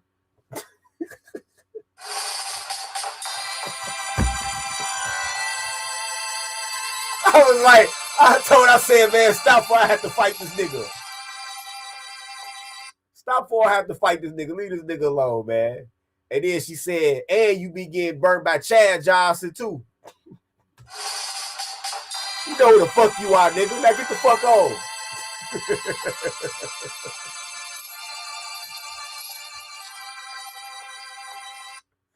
He got it was raining. He got mad. mashing on the gas. The shit was fishtail. He damn near wrecked that motherfucker. I was like, hey, man, hey, that's the risk you take, man, when you be talking to some of these women, man. So the next time you think that your girl's on lock, I got the keys to the castle, mother. Penis pumps. A far cry from what it was, and to be honest, it's the biggest display of insecurity I've ever seen. Again, none of this shit is red pill, G. Ty's Corner. None of this shit is red pill. There's nothing red pill about discussing penis pumps.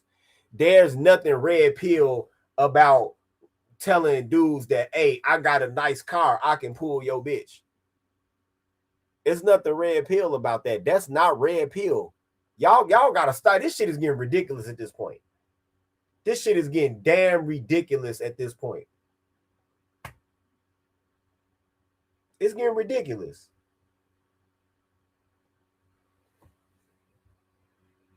And you know what? This nigga might be a tether. Maybe I should have used my motherfucking UN Rice background for this nigga. On or off the fucking internet. It seems as if it's focused on being as intimidating as possible, having the baddest arm candy money could buy, and just being this mythical Herculean alpha male. The concept of being an alpha male is not even a real thing in the first place. It was now that I agree with you. I agree with you. The concept of being an alpha male is not even a real thing. It's not. Scientists have done research and they suggest that the whole alpha wolf shit is not even real.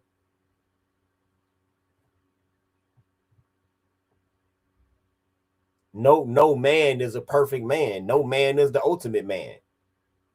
It's some shit that some of us is way better at than others.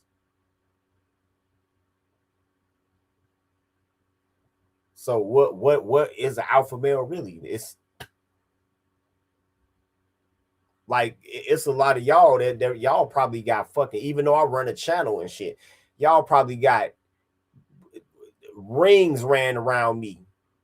Besides Tech Boy, of course, rings ran around me when it comes to computers.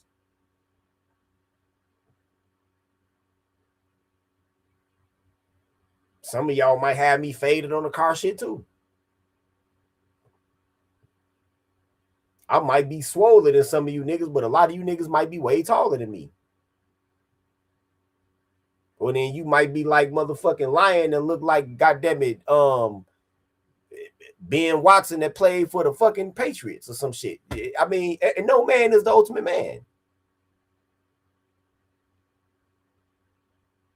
What? Yeah, see, people don't even know what the fuck this shit is no more. Why they talking about, oh, the red pill is dead? What do you even know what it is? Blue Collar Trevor writes, I saw comments on some feminist videos where they think the red pill represents estrogen? Huh? That's what I'm saying, Hall of Fame. That's why I don't do that type of shit on my channel. Like, y'all was surprised at how I was talking to my girl one day, but it's like, how am I supposed to talk to her? What the fuck I'm supposed to talk to her like Pretty Tony or something? How am I supposed to talk to her? Yeah, baby. Are you going to work today? Okay, well, make sure you check it in when you get off. I'm gonna pull up on you at your lunch. Have that roll ready for me. How am I supposed to talk to her? Hall of Fame writes, alpha male talk on YouTube is one of the biggest grifts ever, and them dudes don't even fit their own description of alpha. Nope.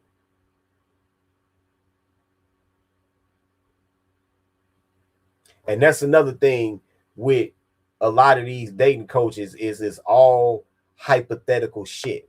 Most of the shit that these dating coaches are saying to you, most of the shit that these dating coaches are saying to you is science fiction / fantasy. And like I said, even some of the dating coaches y'all like that mode 1 shit that Alan Roger Curry, God made a most high rest his soul. But that, you know what? I like the guy. That's why When I did that video about him, I was very merciful. I could have destroyed that man's career. I could. Do y'all? Let me tell y'all something.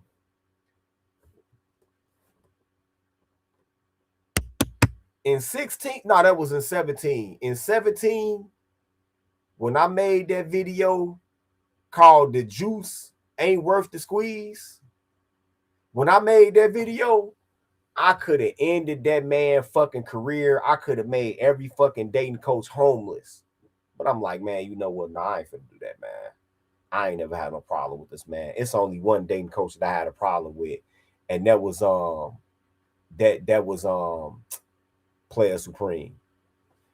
Hey, Gabe, nigga, you gonna end up seeing some real violence.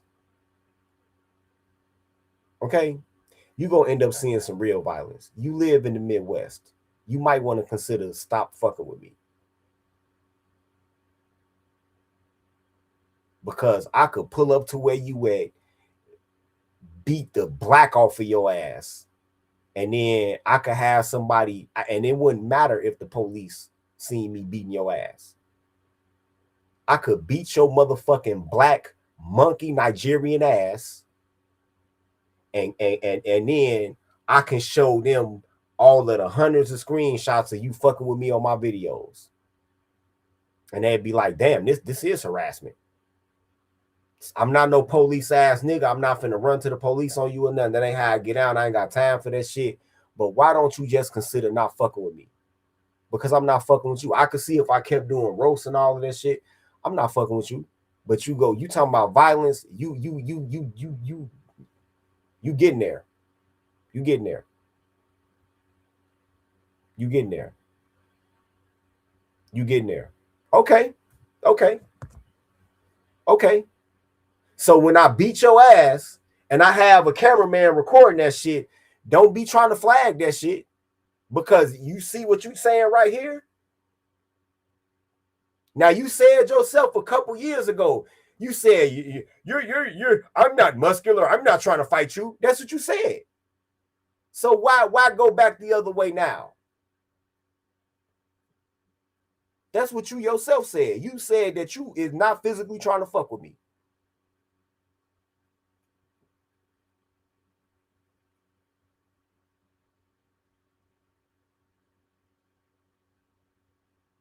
Just keep going the way you going. What do you need to do to get all the way there? Just keep going the way you going. Just keep going the way you going.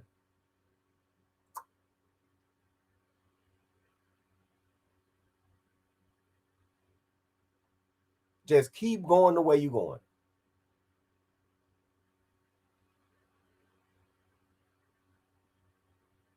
That's all. That's all you got to do. Have a nice day, though. Have a nice day.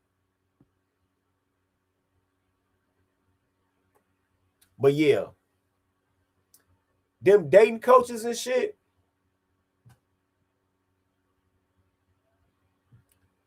they a lot of that shit is just like I say, science fiction fantasy. A lot of that shit is hypothetical as fuck. And the perfect example of hypothetical dating coach tactics is that mode 1 shit.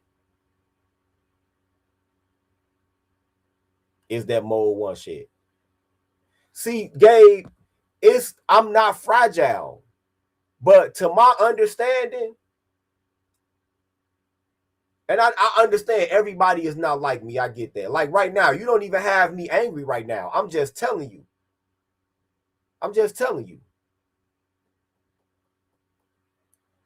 If Gabe seen me, he would call the police straight away. Now, Ron, I said now, if I lost a couple of digits, now Ron Wills, yes, I greatly respect him and his work. Ron Wills, yes. It's a white guy that's real good on TikTok. I can't think of his name. Right? But back to Gabe. Gabe, I'm not fragile. See, this is what females do. Let me point out what you're doing right now, Gabe. This is what females do. When females don't have a point, and y'all stop me if I'm wrong. When females don't have a point, right? When females don't have a point, don't have a leg to stand on, the first thing that they try to do is they try to diagnose what they think your emotional state is. You doing the same thing that my bitch would do. Do you realize that? Oh, why are you so angry? Why you think I'm angry? What make you think that? I don't know. It just seems. What make you think I'm angry? So right here, you're fragile. I see it. You're trying to diagnose what you think my emotional state is. That's the same thing that a bitch would do. Chat, am I wrong? Am I wrong?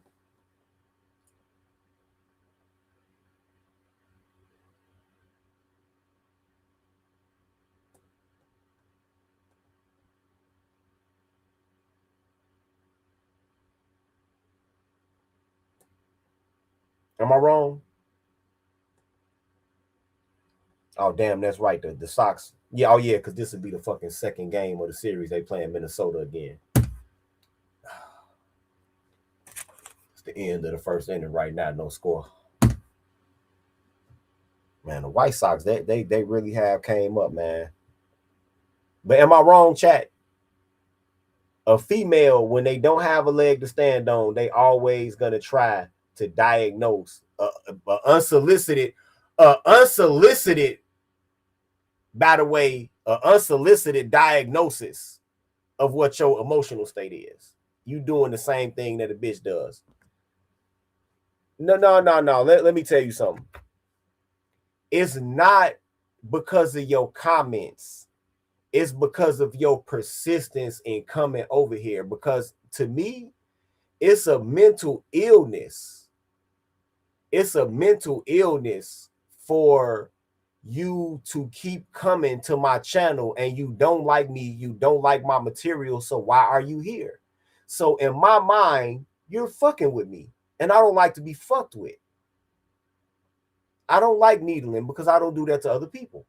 For instance, I don't go on you got a channel, I don't go over there and leave little comments and shit. You do your thing, I do my thing. It's because you fucking with me. It's not because what you saying is getting under my skin. It's the fact that you are so disrespectful that you won't respect the boundaries that I've laid down. Well, I've respectfully asked you to stop fucking with me. Now, I did a couple of roasts about you. Okay, you did. You could have roasted me. But outside of the roast, to just, and that's another thing. Instead of coming here, why don't you just do a roast about me? That's all you got to do. You know what? Everybody always see, that's the problem with a lot of these online beefs. Everybody always assume that nothing gonna happen until it does. So my problem with you is not anything that you can type in here. I don't have a problem with that. My problem with you is that you are a frequent crosser of boundaries.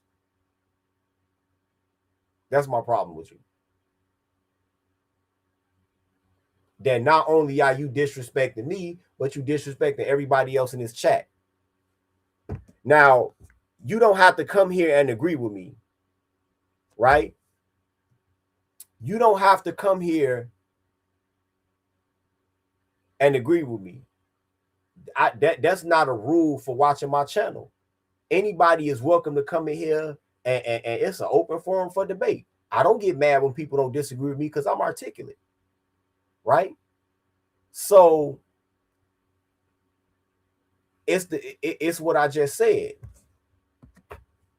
And see that right there. Now, I'm making my point to break every fucking tooth out of your fucking face for you ever thinking that you can assign any type of feminine adjective to me, you bitch ass nigga. And this is the type of shit that I'm talking about. But like I said, everybody thinks that nothing will happen until it does. Everybody enjoys the anonymity of this keyboard until that nigga that you was talking shit to you is standing right there in front of you. And because you doing this, I'm not going to announce my presence to you. When you getting your ass beat, I hope that in a couple of milliseconds you will understand what's happening, who it is. Because I'm not going to announce nothing to you. Because you come over here so frequently, you should be able to know exactly what I look like if you see me in public. Because you know me at this point. You know me and I know you. If I seen you, nigga, I would know you. Record all you want. Record all you want. Please record. Record all you want. Record all you want. Because even your local law enforcement, you know what they go tell you? You know what your local law enforcement go tell you, Gabe? You know what they go tell you? Why you got blood all up, they gonna be like, well, Mr. Albruche, it don't matter. The federal government not gonna care. You just another nigga to them. They not gonna care. They not gonna care. What you do off the clock, and you better not be doing this while you on the clock, but what you do off the clock, they don't give a fuck about that. Oh, I work for the federal government. They don't give a fuck about that. For instance, if a motherfucking FBI agent, which is a direct federal employee, if an FBI agent go out to a bar and get themselves too drunk and fuck around and compliment some man wife's titties and get his ass whooped in that bar, you know what the government is gonna do? Zero. Because that's some shit that he got himself into. You feminine ass bitch. So you thinking that that's the tether mentality right there. You really think that the government gonna come to your rescue? Nigga, you would be lucky if you don't get deported in a few months. Depending on what happened next month in that birthright citizenship case. You would be lucky if your ass is still here for me to find. But it don't matter that you work for the federal government, because what the dealings with me and you don't have nothing to do with the federal government. We have a personal problem, nigga. The government ain't got nothing to do with that. The government ain't got nothing to do with that bullshit. Bullshit. Bullshit. Bullshit. Bullshit. Bullshit. And I seen the FBI agent. I've been locked up by FBI agents before. Do you think that scares me? Nigga, they had me locked up at that motherfucking building down there in Roosevelt and Ogden. I wasn't number 15 years old. I was so motherfucking big, they thought I was grown. They didn't believe me till I gave my social security number. They ran my social and they was mad at the motherfucker.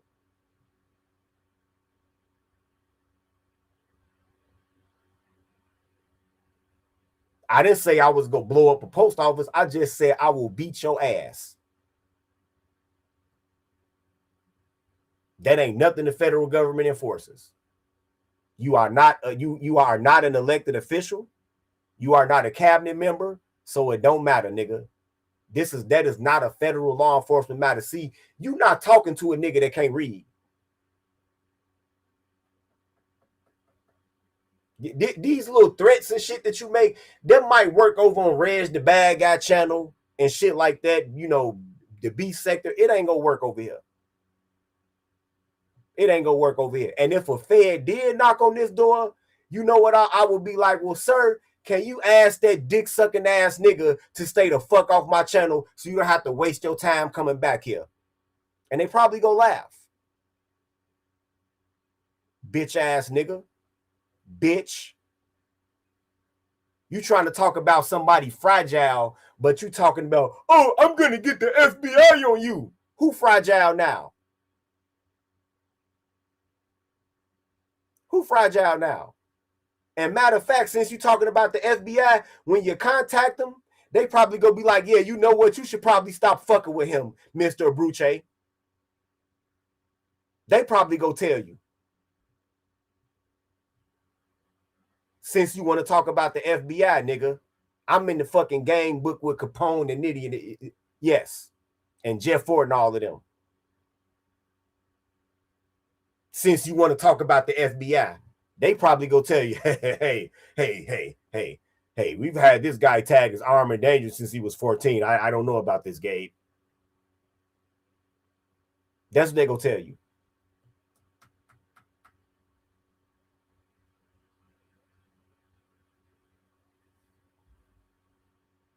Behind my name say enforcer, nigga. I'm just saying.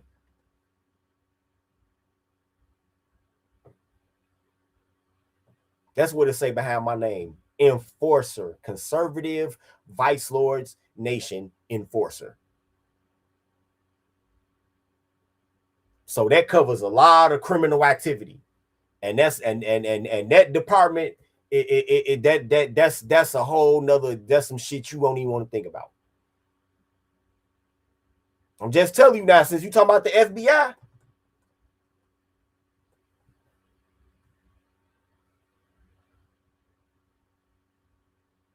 you the one who brought the FBI up. But go ahead, send him here.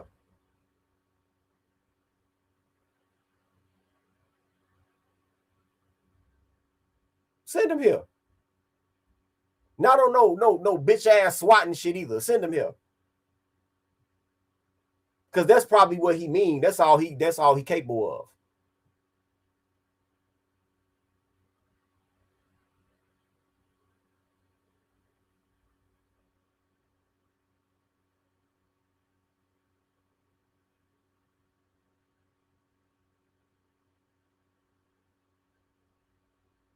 Goofball ass nigga. This ain't got this is not a federal law enforcement matter. So what would happen is if I ran down on your ass and put these hammers on your ass, even if I did end up getting caught before I could get out of town,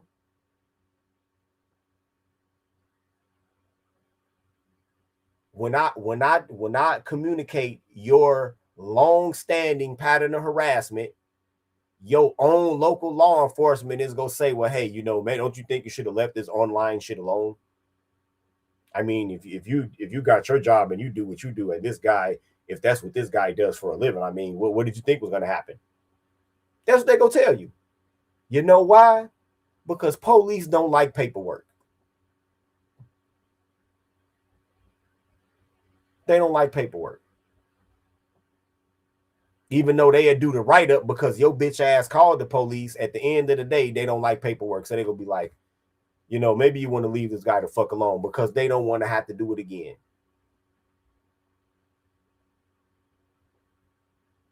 What did he do to Truism's channel? I think Stormcrow got his channel flagged for some whole other shit. If we talking about the same person. All right. Popularized by David Metch, who co-opted the term from Swiss wolf expert and ethologist Rudolf Schenkel, who first introduced the term in 1947. And since then, David Metch himself has debunked this concept. The term alpha... Oh, he talking about, oh yeah, see, this is the research I was talking about. So at least me and this nigga are in agreement on this. This whole alpha male, alpha wolf thing. It's like that shit been debunked. So if it's been debunked among wolves, I mean, how is it a viable concept among men? We're going to let the animal guy speak. Isn't really accurate when describing most of the leaders of wolf packs because the term implies that the wolves fought and competed strongly to get to the top of the pack. In actuality, the way they get there is merely by mating with a member of the opposite sex, producing a bunch of offspring, which are the rest of the pack then, and becoming the natural leaders that way, just like with a pair of humans producing a family. There's phases of this red pill journey that men go through. You have your vulnerability phase, where you are binging the content and fully immersing yourself in everything that is red pill. The radicalization phase, where you're now obsessed with the content, and more often than not, it's manifesting through your action. I think what this goofy nigga is trying to describe is red pill rage. Right? It is when you first, like, I went through that, but it's not radicalization. You can't call this radicalization because we're not out here blowing nothing up. We haven't done nothing radical to for you to make the claim that we being radicalized. You feel me? You got to do some radical shit to be radicalized. And we haven't got there yet. That's why a lot of the shit that they try to apply towards us is like, what are you talking about? Oh, the red pill is dangerous. The dangerous rise of the red pill. Where? When did we jump out of a van with sliding doors and start shooting motherfuckers? When did we blow some up? Never. What are you talking about? Oh, well, Elliot Rodger. Elliot Rodger? That's a whole nother department, G. That's true force loneliness, which is the precursor to incels.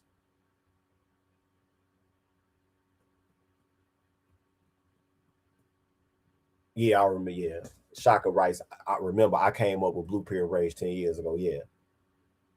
Yeah, like what radicalization? Brian Solomon, he just doing that same. That people see right through that shit at this point. Brian Solomon writes, I peeped how he said that he's trying to make us seem like terrorists. See, it's their own accusations and their own propaganda that makes their current propaganda not work. Remember when we first came around, we was all neck beards with dingy t-shirts and tank tops on in our mother's basement. Remember that?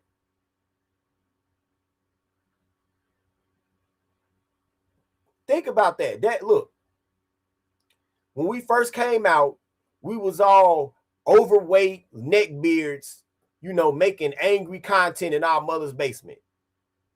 We losers. So it's hard for you to turn on a dime and make it seem like this constituency of losers is now all of a sudden the Taliban. Nobody's going to believe that. Nobody's going to believe that shit. I promise you. That's why it doesn't work. It doesn't work. Yeah, you're right, Shaka. But the precursor to true force to incels was true force loneliness. Remember, what was his name? Kent. Remember Kent? I know you remember him. I know you remember Kent. All of you OGs, you Lion, y'all remember Kent. The short dude, the short brown skin nigga.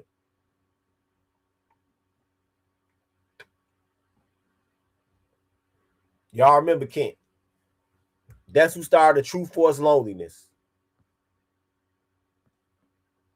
You know what? Let me tell you something, Trevor. Trevor writes, Elliot Rodger is low-hanging fruit for commentators like this to use. I concede that. You know what? And I want y'all to do it. If y'all ever have personal discussions about this shit, concede them Elliot Rodgers. Concede Elliot Rodgers to them. Wait a minute. Let me find. It's another name. I always forget this dude's name, man. The man who shot up True Force Loneliness.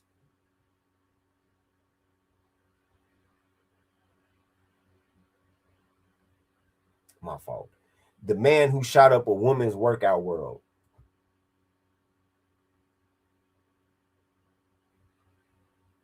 Yeah, George Sidini. LA Fitness. No. Okay, that is him.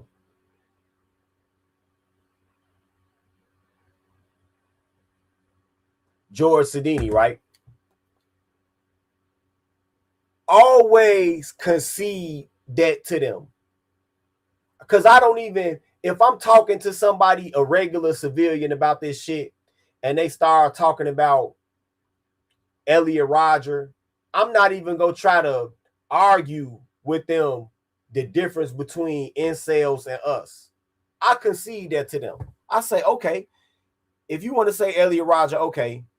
And I even give them one. I say, remember the dude that shot up the women's gym, the fitness class? And they be like, oh yeah, him too. Okay. And wait, when did this happen? What year did it happen? It happened in 2009. So there is at least a narrow possibility that he might have seen red pill content, because this is after YouTube. YouTube started in 08, right? So maybe it's a narrow possibility that he might have seen YouTube, right? Okay. So if we go concede Elliot Rodger and we go concede George Sidini, right? Now, YouTube started in 2008. 2009, okay. Well, it's still shocking. It's still a slim chance that he might have seen some of our content. Okay. So, now wait a minute. Let me see when Elliot Rodger did his thing. Because I know it was after we was underway. When was the Elliot Rodger shooting? It was in 2014. Okay. So 09 and after is definitely within the red pill era, right? So yeah, it's prehistoric exo. Haha. I'm a dinosaur. Ah, yeah, nigga. So, okay. I will concede George Sidini and I will concede Elliot Rodger. And so I tell people like this. Okay. So if you say the red pill is dangerous and you say we radicalizing men, right? Oh, it was in 08. Okay, so no, it was in 08. Okay, even better. So if you say that we radicalizing men, right? And we've been smoking since 08. Really before, but if you want to cite YouTube as the beginning, we've been smoking since 08, right? So really? You know what? Wait a minute. It did?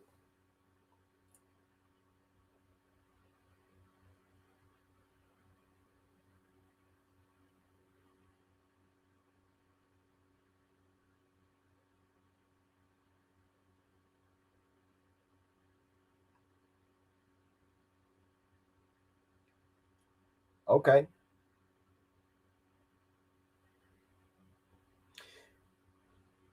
The official launch, they say, was December 15th, 2005. Okay, my fault. Okay. Okay. You know what? Yeah, I do remember material. I do. Because I remember seeing some of the shit on the inside when the guards I have they fucking computers and shit. Yeah. Because I remember Dr. No Good and the One True Iceman was out back then. I think One True Iceman had a website out before YouTube. Yeah. Okay. 05. That's even better. So if it was red pill content around in 05, and right now it's 2026. So we're 21 years on. So if you say that we are radicalizing men, if we've only got 2 men to do something radical, then we must not be that good at it. So how dangerous could we really be? That's all you need to say. That disarms every argument they have about, oh, it's dangerous. I saw adolescents. This is dangerous.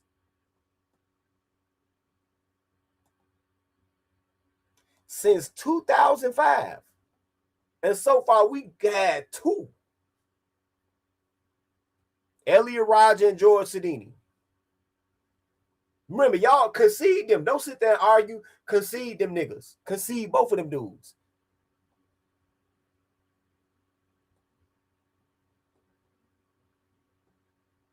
Concede both of them. And still. So, and remember, these videos can easily get translated to another language. So y'all telling us that we dangerous, right? Y'all telling us that we so dangerous and we radicalizing men and all of this, but in 21 years on 7 continents, we only got 2 men to do crimes based off of a biased agenda or based off of them being disgruntled over their own relationship status or prospects about dating. That's not a very good record. If we supposed to be radicalizing men, I'm sorry, that's not a very good record. So we not that dangerous then. That's all you got to say to motherfuckers. That'll disarm all that bullshit. Let's go. The way you talk, or like this. Why is it okay for women to say, oh, you're 5 feet on dating sites? You should be dead. That's okay? Who said that to you here? Nobody. Women in general have said it on dating sites. You think I'm making that up? Everywhere I go, I get the same. Now, what do this man that's having a rant in public, what do they have to, what does that, see, this conflating shit is driving me crazy. Let's go. Smirk with the biting lip.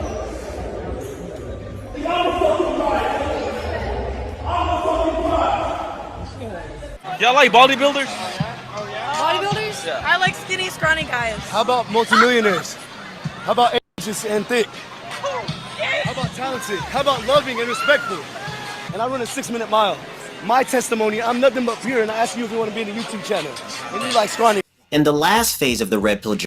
Now see, that swole dude, let me go back to this. Let me diagnose what the problem is right here. Let me diagnose this guy's problem. Right? That's up. Everywhere I go, I get the same. Yeah, random man crashing out in what is he, in a restaurant? They look like a buffet. Yeah, I guess that's never mind. We got thousands of hours of women in their car crying and beating on the dashboard about what men did to them or didn't do.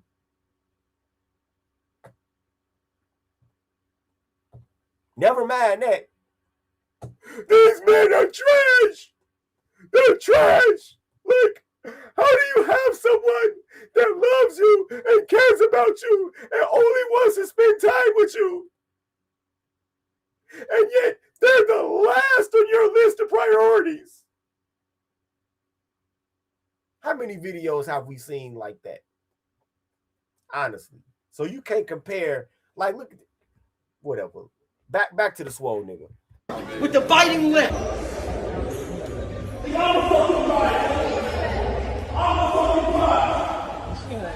Y'all like bodybuilders? This guy right here.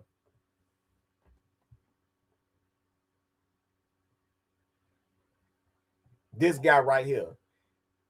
His problem is that he's being too direct. That's the same problem I found with the Mode 1 shit. It's too direct. It's too direct. This man is being too direct. You can't be direct with motherfuckers that don't have accountability. It's hard to be direct with a motherfucker that don't have accountability. It's pointless, actually. It's pointless. But hey, y'all go on my Patreon, y'all see what I'm talking about. Let's go. But this shit right here, too direct. Now you just giving the women, because women take pleasure in rejecting niggas because it makes them feel more valuable. That, oh, I'm so raw that I told this nigga no. Bodybuilders? Yeah. I like skinny, scrawny guys. How about multimillionaires? How about ages and thick? How about talented? How about loving and respectful? And I run a 6-minute mile. My testimony, I'm nothing but pure, and I ask you if you want to be in the YouTube channel. And you like scrawny. And the last phase of the red pill journey is the individual deciding to leave the red pill, reevaluating everything they previously learned. The problem is, some men don't make it to this phase and they end up being stuck and obsessed with the content they consume.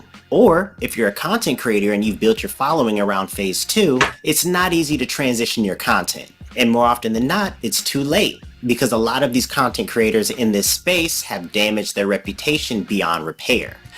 And that's the point, nigga. That's exactly the point. I want my reputation to be damaged beyond repair. Thank you. Tell you what, boy. Hey, I have yet to tell for somebody to tell me that Mode One that bought that book that Mode One works for them. Tell you what, boy, Rice. I agree. I read Mode One and said it ain't worth catching a harassment charge. Nope. But that's the point, Tie Corner, nigga. I want my motherfucking reputation to be damaged. Oh, that's that guy. I want that. Because if you try to segue your content into something else, you know what you are? You're a fucking grifter. That's what you are. And I'm not a goddamn grifter. So that's why the fuck I am hardcore Tito. That's why the fuck I make my shit as excoriating.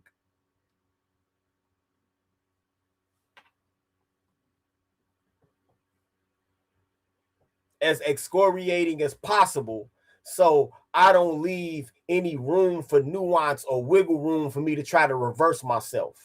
That's exactly why I do everything the way that I do it, and that's why my name is what my name is. That's exactly why. So in polite society, I want my motherfucking reputation to be damaged beyond repair. Excluding the obvious. I want it to be. I don't want to leave. I don't trust myself. Anybody who does, anybody who trusts themselves with clout, with leadership, with directing other people, with controlling money, is lying to themselves. You're lying to yourself. And I don't like lying to myself.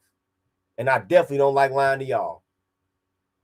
That's the whole motherfucking point, goofy ass nigga. That's the whole point.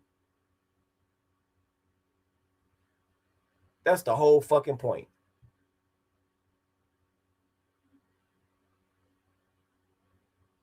Imagine some nigga like me or Black Ram switching up and getting on some Tony Gaskins shit one day. Y'all. Oh, Elizabeth, I'm coming to join you.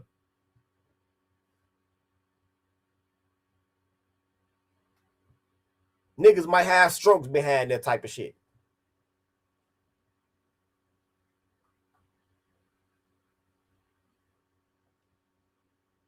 I might start my motherfucking truck up and the shit blow up like on Casino behind that shit. That's exactly the point, nigga. In polite society, to damage your motherfucking reputation beyond repair.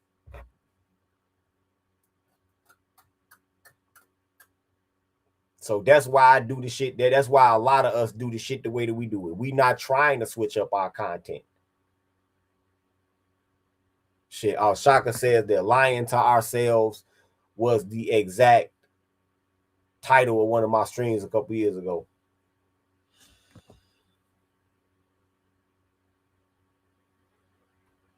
That's why I do shit the way that I do it though. So never could y'all see me on some Derek Jackson shit. It wouldn't work. That's my fail safe. So if you're following along here, they enter in phase 1, transition to phase 2, fuck up their reputation. They know their reputation is fucked. So now the only thing they have left to do is grift and sell you a course about how to be an alpha male. And once again, bruh, that's a whole nother part of the internet. That alpha male shit is the same way as that baddie content and that Sheriff 7 shit. Y'all realize that shit? That alpha male shit, all that is the flip side, the reverse of the coin of that Sheriff 7 type shit. That soft life material girl shit. That's all alpha male content is. And on either side, none of that has to do with situational awareness. So this is again why this is why we don't understand we understand, because you grift. You're the one that's grifting. You're the one that's a Breadtuber. You're the one that's surfing the algorithm. But nigga, this shit that you got on here is not red pill. Which prevents them from entering phase 3. Because once phase 3 starts, the following might leave, the views might drop, and now you're putting fries in the bag, which, according to alpha male and red pill ideology, is not so alpha. So unless you rebrand yourself, you're now stuck in this cycle of cosplaying Vince McMahon. There's a lot of reasons why. Well, wait a minute. Now, because I don't watch that type of alpha male content, I don't watch that type of shit. So I didn't know that they had I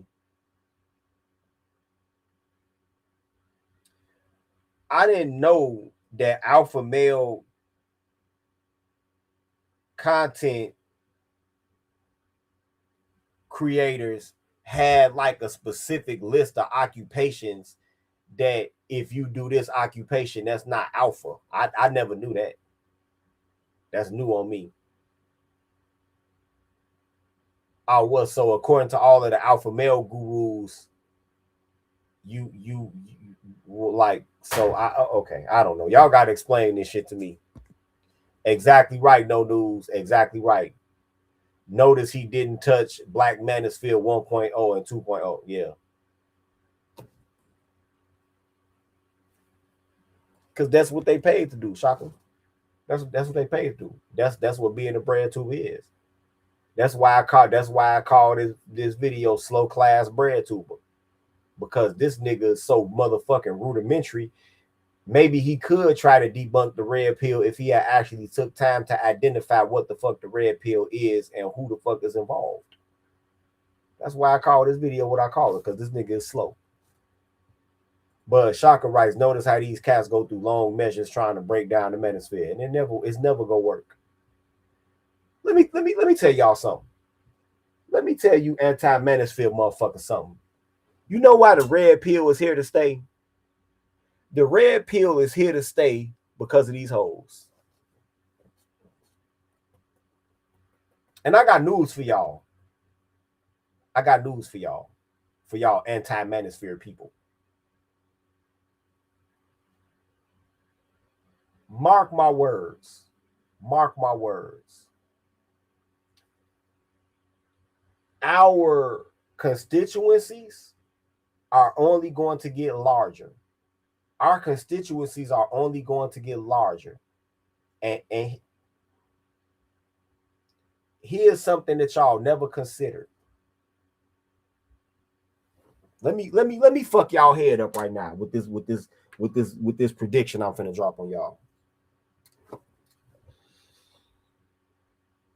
Our constituencies are only going to get larger. And while y'all want to sit here and talk about all these incels lose all of this shit, you know what's gonna start happening in a few years? Actually, most of us are going to have more female subscribers.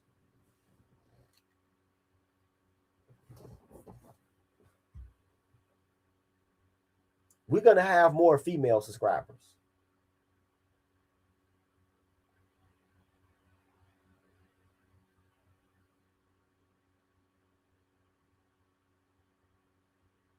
We're gonna have more female subscribers. We're gonna have a bunch of Generation Alpha and younger Gen Z women that's completely disaffected with feminism.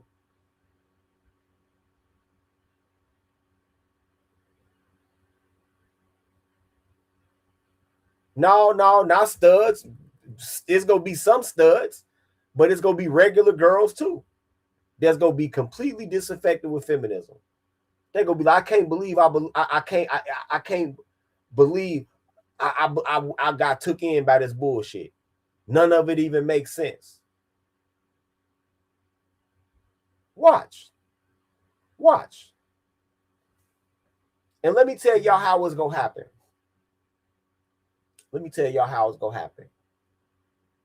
They gonna do everything they can to shadow ban us. They gonna do everything they can to delete our channels, all of that shit.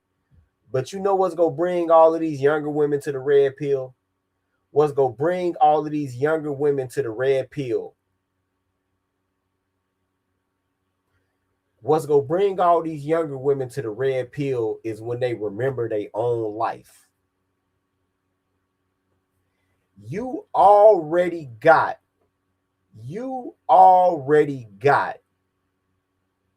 adolescent girls that's making videos exposing their mother about child support.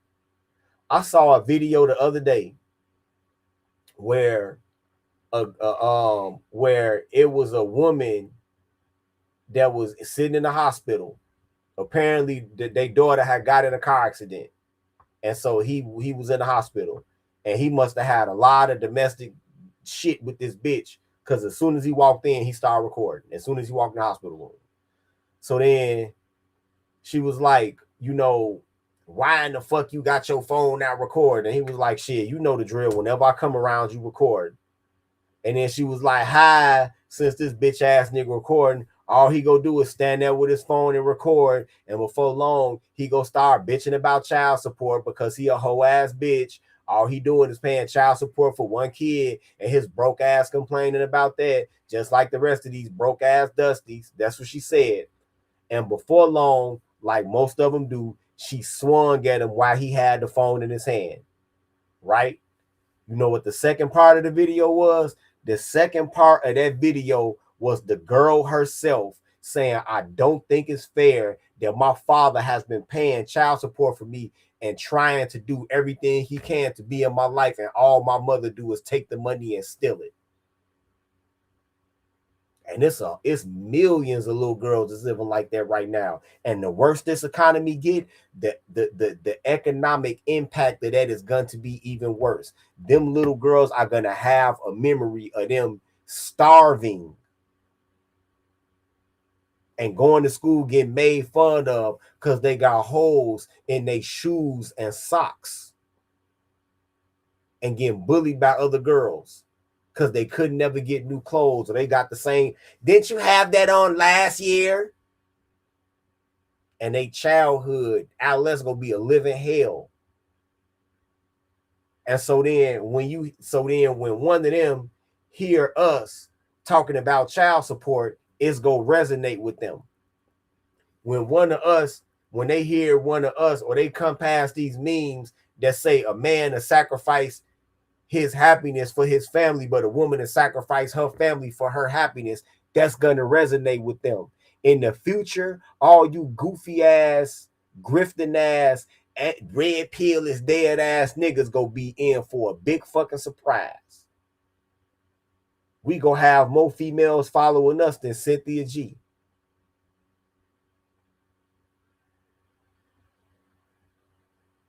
And all of the girls that used to be ex sex workers and strippers and shit,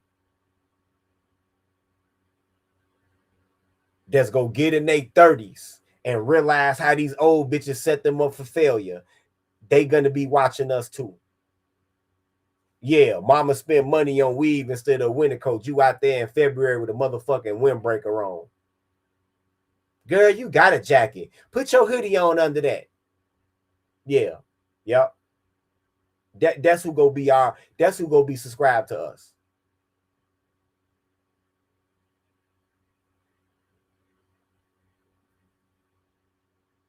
That's who's gonna be subscribed to us.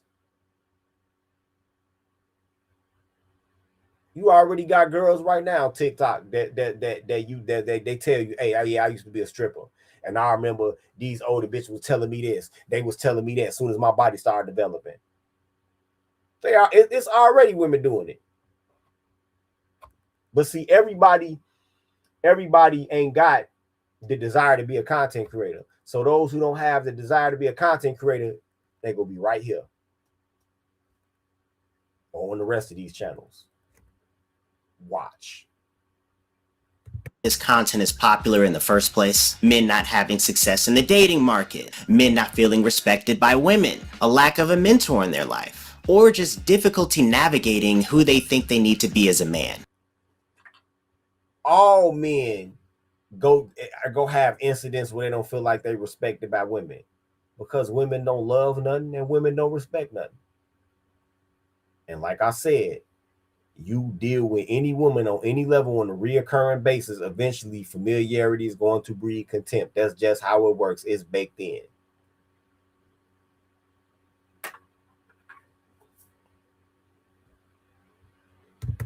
For some men, it's just simple as they're just scared of rejection. Or they've internalized how other men have been rejected.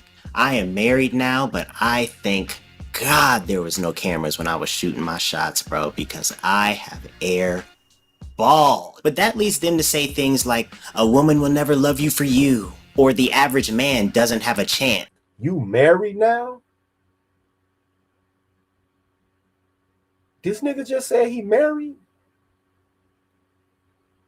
That's a miracle. With that voice. And I thought my shit was high pitched. With that voice, I don't know how that nigga must got a lot of bread. If he say he married, he must got a lot of bread. It's a catch to that shit somewhere.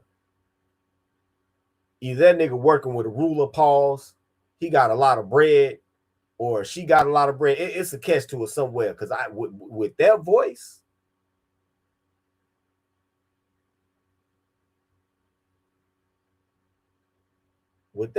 you married? Shit. That shit sound that voice sound like that'll drive bitch pussy right up. Which I don't agree with, because you can go to any mall, shopping outlet, inexpensive dinner spot, park, whatever, and see happy couples there walking, holding hands, having a great time. So I chalk that up to certain men just being chronically online. And I'm specifically focused on some of the Red Pill's views on women here, because a lot of the content is created with the end goal in mind of helping a man get the woman he desires. And that's what it comes down to. Again, that ain't got shit to do with the Red Pill, bro. We not that's dating coaches. We don't really, that's not our purview. Cheeks. Just cheeks. And it does this by putting men on a path to be high value. And on top of that, unfortunately, a lot of men tie their self-worth to the quality of woman that they could attract, or lack thereof. They can have a great career, a support system, etc., and still feel worthless or lonely because they lack an intimate connection with a woman. How things are today with social media constantly telling you you're not working hard enough, you're not making enough money to support some unrealistic lifestyle, you don't look good enough, it's pretty easy to understand why a lot of men and women are mentally checked out. This depression for men sometimes evolves into an us versus them mentality. Hating women without realizing they hate women, being abusive, saying all women are hoes, or for some of us, throwing dick around everywhere. Dating apps like Tinder, Hinge, and Bumble, which are all primarily made up of men, have made it easy to window shop dating options and just swipe into the void. Corn is super accessible now, with Twitter and Instagram being the main facilitators. Just pick your favorite female influencer and there's a 50% chance there's an OnlyFans link in her bio, or she's been to Dubai. Before I got off of Twitter, I would have to hide my phone in public when I was scrolling just in case anything popped up. But this leads to men. Well, that means you a nasty motherfucker. You a nasty motherfucker then. If you was looking at so much motherfucking freaky shit that you couldn't even open up your phone, you a nasty motherfucker then. And you trying to talk about us? Being addicted to corn, having their perception of women altered dramatically, and in men under the age of 40 and as young as 20 suffering from ED. What I'm getting at here is having too many decisions at your disposal can lead to decision fatigue. And as humans, we're naturally wired to go toward the path of least resistance. And this is part of the reason why things have gotten so bad and why the red pill has been pushed to the forefront, or was pushed to the forefront at this point. And in my opinion, it's created this open gender war between both sides, with some women saying, men ain't shit. Men need to be providers. My money is my money and his money is our money. To men saying, women need to be more traditional. Women need to quit begging. They need to cook, clean, slop, top, drop, open up shop.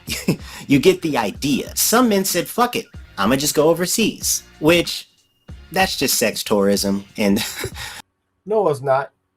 That's not sex tourism.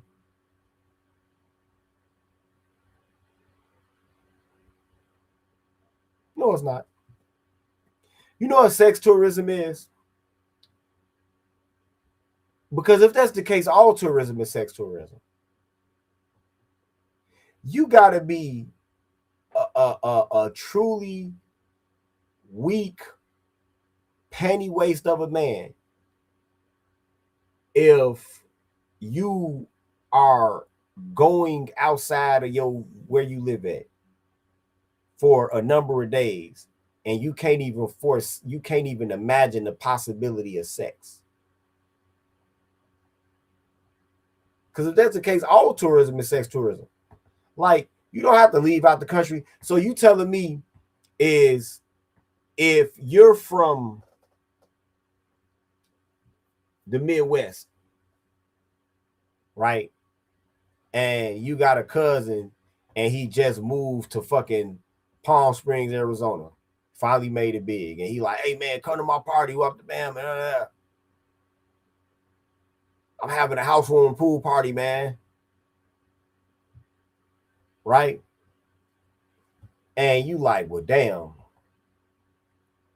Shit. I got some vacation time coming up. It's January. It's fucking 3 degrees outside. What the hell? Right? And you can't even and you don't think that it's just even the slightest possibility of you going out there meeting a woman and fucking, then that means you don't even think nothing about yourself. You an unconfident, weak ass bitch.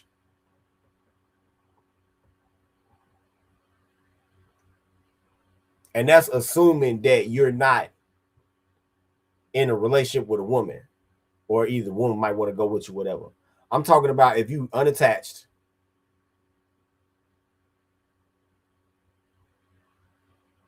and you going somewhere and you a weak ass bitch. So if that's the case, all tourism is sex tourism, because you don't have to necessarily leave the country to fuck hoes.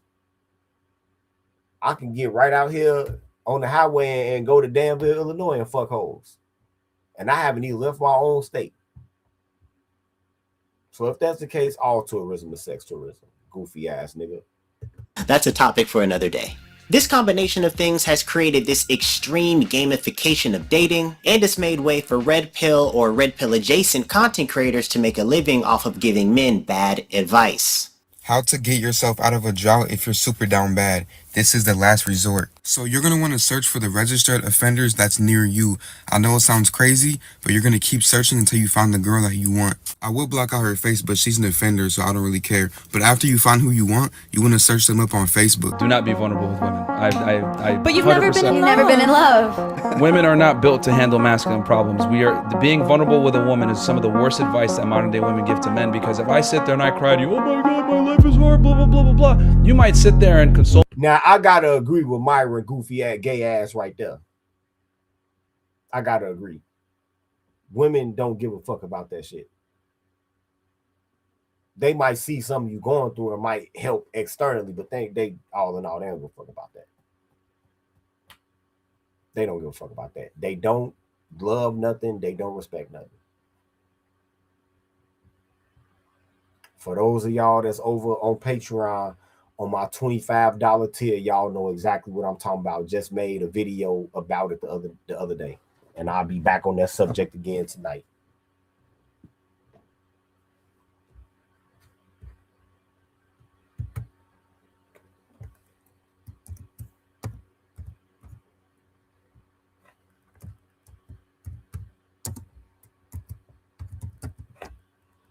That's the name of my Patreon. I renamed the Hardcore Tito so it'll be easy to find.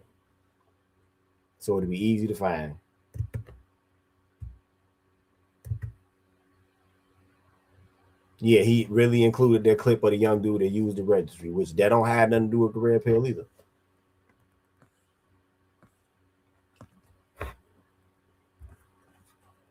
But y'all want to hear some real shit? Yeah, go ahead and take yourself to my Patreon.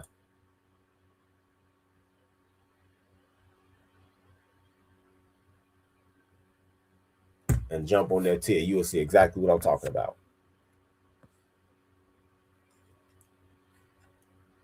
Yep. Yep. Yep. This nigga talking about, and they rejecting what he talking about. Them women is sitting up there gaslighting him, by the way. Them women are gaslighting Myron. Oh no, bitch, you don't give a fuck about. Azazel writes, remember a female MMA fighter broke up with her male MMA fighter boyfriend because he covered up during a match where he was getting punched. Yeah, I remember that. I remember that.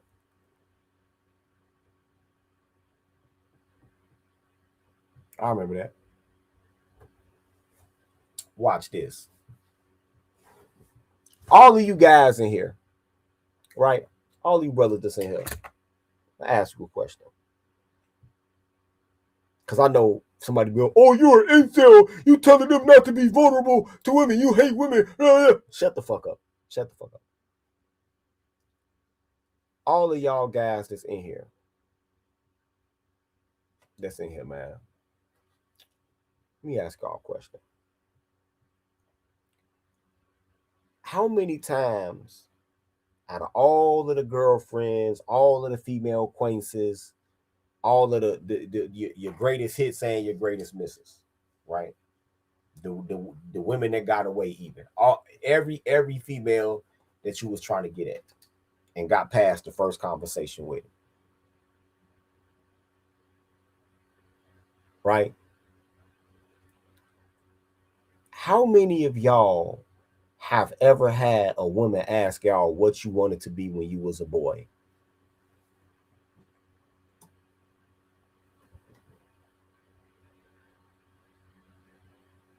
Right? How many of y'all, it's too much damn light. How many of y'all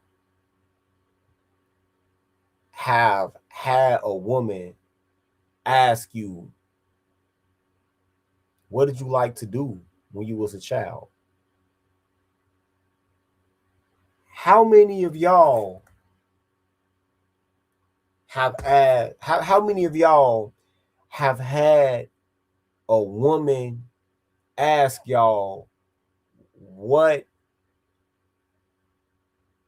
events or conditions in your adolescence do you think shaped you into the man you are today? How many of y'all had a woman ask y'all any of them questions, let alone all of them?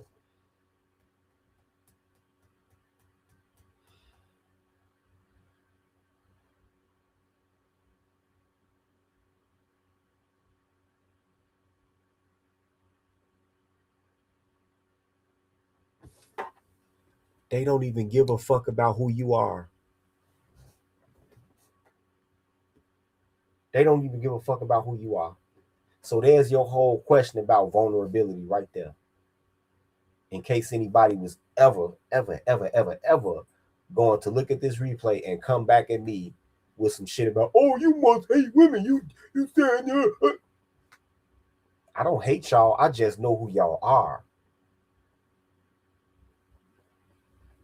I do not hate y'all. I just know who y'all are. Exactly. Tell you what, boy, a simple how you doing is rare.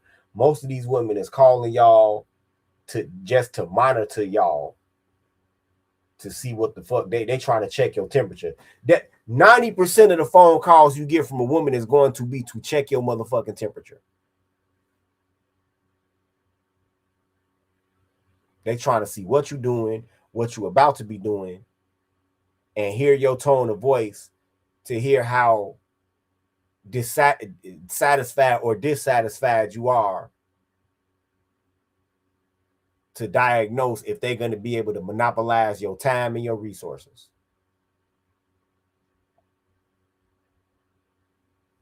It is what it is. Like I said, like I just said, Cortez Smith writes, women view men as accessories. This was extremely easy to understand as a child. I don't know how Sims don't get it. You only good as your last envelope, nigga. 90% of the phone calls is to monitor you / check your temperature. Some of the phone calls is to solicit emotional labor out of you. Let me tell you what this bitch in my job just did. and then the other phone calls is to ask you for money. Or to ask you to take them to some upcoming entertainment opportunity. That breaks down the scope of phone calls. It's very rare that you getting just a straight sociable phone call. Hey, thank you, Hall of Fame, and that's why I got that $25 tier on my Patreon. Thank you.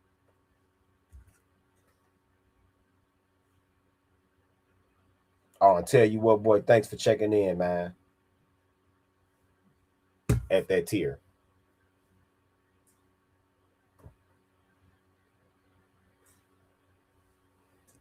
They not even concerned who y'all are. A motherfuckers talking about vulnerability.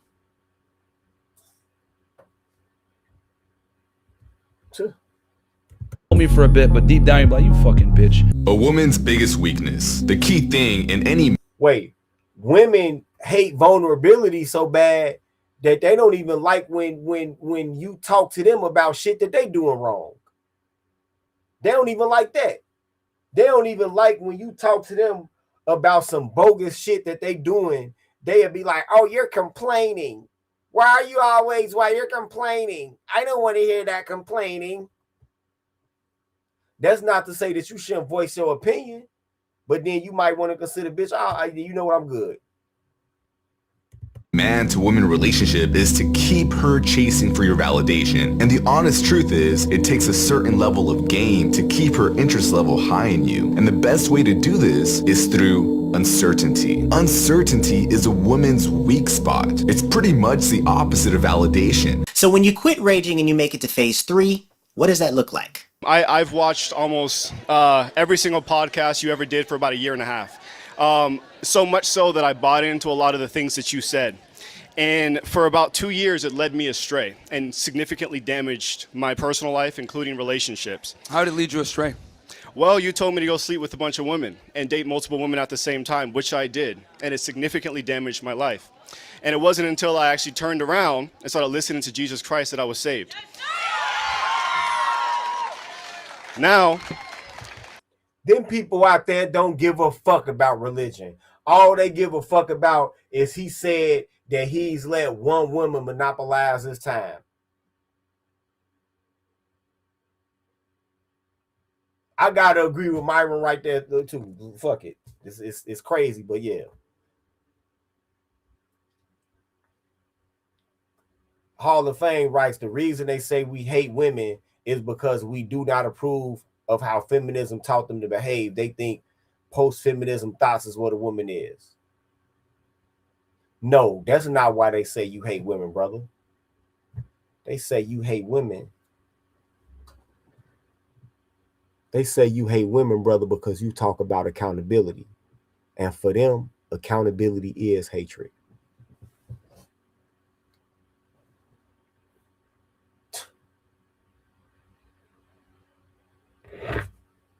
Let me tell you something. 90% of their mental energy every day is devoted to ducking accountability, and it don't matter what age they are. 90% of their mental energy is devoted to ducking accountability. It is. It's devoted to that shit.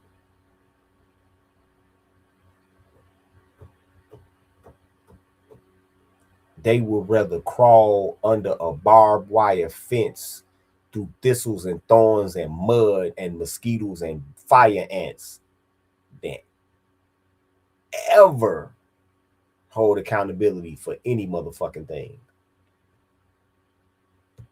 now I'm happily married. I have see, and I haven't even seen this clip before, but when he said, I devoted my life to Jesus Christ, look at the looks on, wait a minute, let me blow this up so you can see the looks on these females' faces.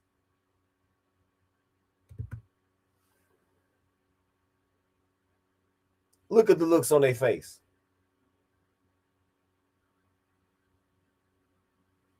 They glad, then especially it's a guy that's not bad looking, pause, Pause.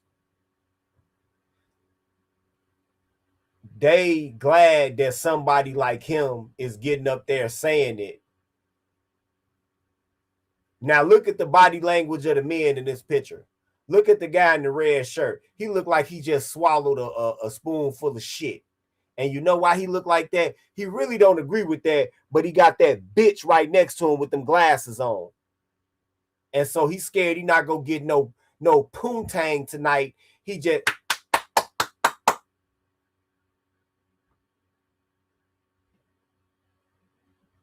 right?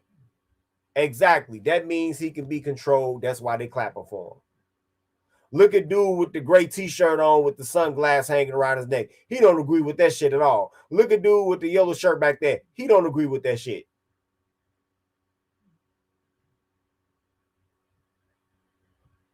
They don't agree with that shit. But you see all of these hoes, even the ugly ones, clapping because they are glad that it's still the preferred way of life, the prescribed way of life in this country to become a beast of burden. And they hoping that they can have a very own donkey one day.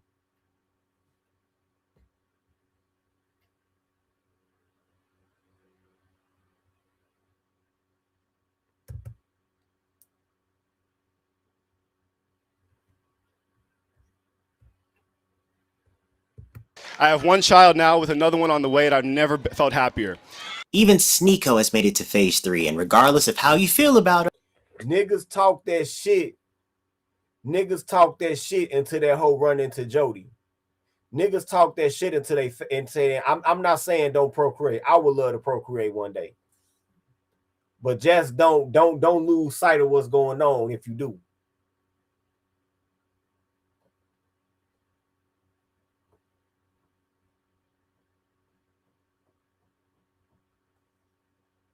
Don't ever lose sight of what's going on if you do. Understand that even in the middle of that, they can just leave. Understand that. And never forget you only as good as your last envelope. He's right here. He's absolutely right. Ultimately, the biggest mistake being part of the red pill manosphere wasn't really the ideology. The biggest mistake was being around people who first walking into New York City, oh my God, the big city, huh? Get hit by a car, get robbed or mugged. Oh, I'm so drunk and I was the clueless guy. Hey, la la la, la. I was wearing a crop top and short shorts in the subway at 2 a.m. Hey, boys. If I were to ever do an apology video, it would be for being associated with these leeches. You don't need to follow this. Red pill is dead. Follow God. So with and the Puerto Rican nigga is grifting too. He say he all them ad hominems about the red pill without telling you exactly why. Notice that none of these motherfuckers can come up with a cogent line of reasoning as to why it's dead.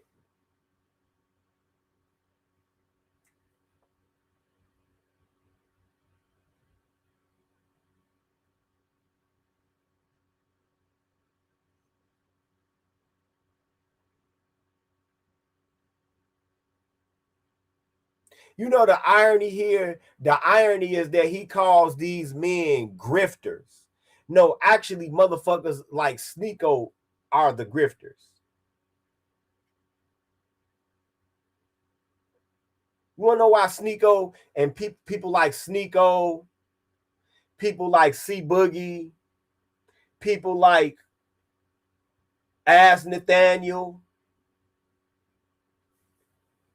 you know why they are grifters? Number one, they turncoats. But number two, they understand what money it is to be made and what clout it is to be gained by coming with this narrative about how you rejected the red pill. Those are the grifters, because they segueing into a more popular lane with their material. But us that still burning the midnight oil over here on this side, you can't say that we grifters because we are doing one of the most unpopular genres of video.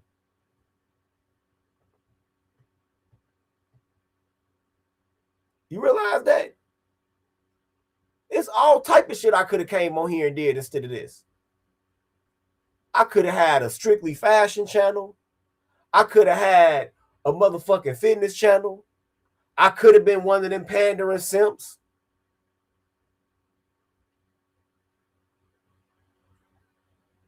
I could have had a fucking sports channel. All of that shit.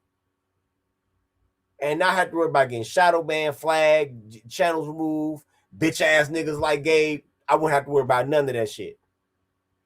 This is one of the most unpopular forms of video it is. So you could never say that any of us are grifters. If I were to ever do an apology video, it would be... Oh, and P.S., no matter how big we get as content creators, we still big fish in a pond that a lot of people don't want to be in. So what do it really matter? For being associated with these leeches.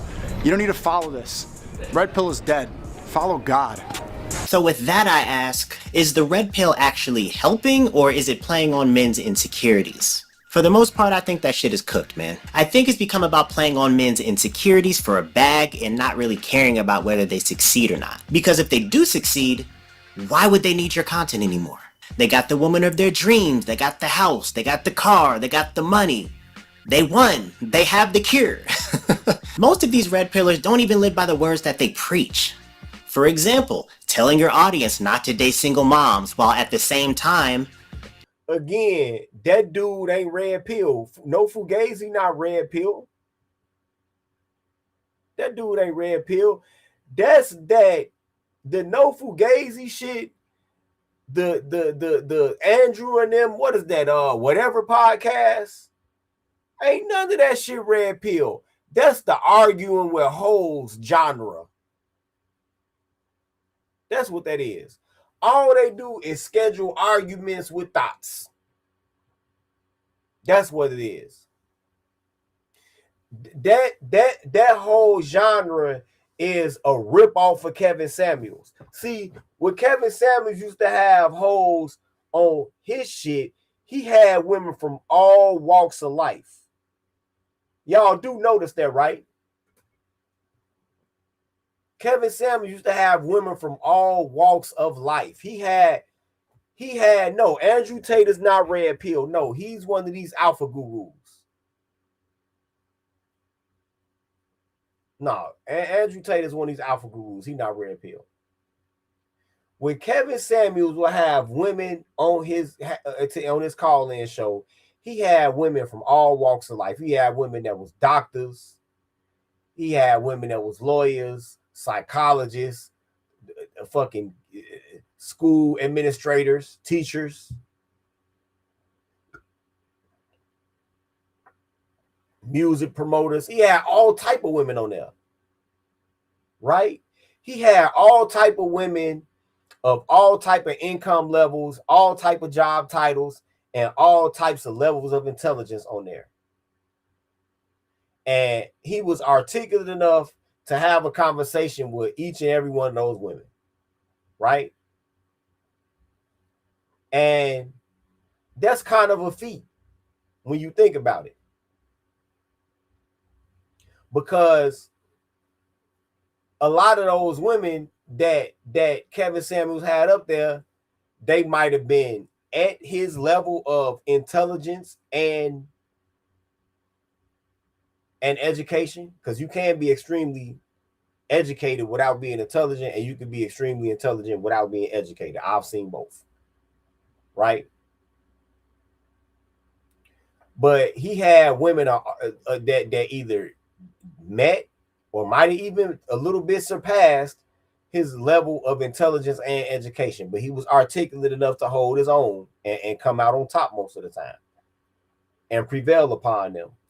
Or either they would rage quit and he would hang up on them, or they would disrespect him and he'd hang up on them, right? So the arguing with hoes genre is really theft of Kevin Samuels' concept. But unlike Kevin Samuels, they don't have women from all walks of life on their podcast. They have gutter ass Instagram bitches and like bootleg YouTube OnlyFans porn bitches and strippers on their shit. That's who they have, with a very low intelligence level, not very lucid.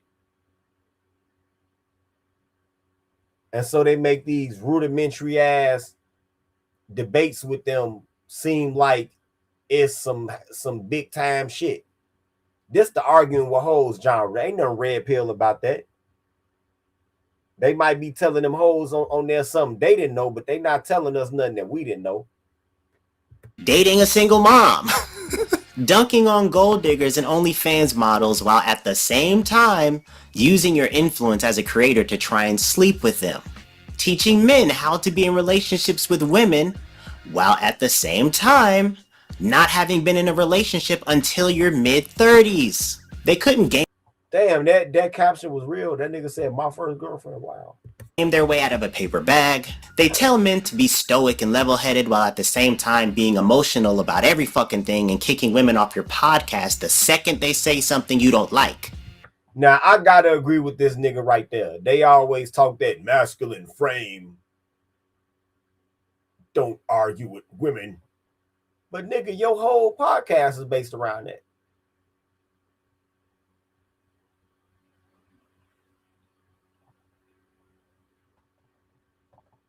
Your whole podcast is based around that. Y'all frequently raise y'all voices at women. So which one is it? I gotta agree with him right here. Let's go. Telling men you want to help them, but then charging them thousands of dollars for a alpha male boot camp. You don't fucking deserve to be here. Fucking quit. You piece of shit. I want to be a better man. I want to be a better husband. I want to be a better father. I want to be a better, you fucking whiny piece of shit. I can go on and on about. I remember I talked about one of them weird ass alpha male boot camps and shit. Again, that's a whole nother part of the internet, nigga. That ain't none of that red pill. Why this shit is trash. I think a lot of this content indirectly or actually directly leads to men relegating women to only being sex objects, something to be conquered, or to just start despising. The women only want to be sex objects, fam. Look at the pictures they take. That's what they want to be. Because when you talk to them about they don't want to go to work, they don't even want to make them themselves nothing to eat. That's what they want to be. Women, or rather women in the West. There's 169 million women in the United States of America. 169 million women, and you're telling me you can't find one, not two, not three, not four, but one woman that likes you. Not one. Sounds like a skill issue, bro. No.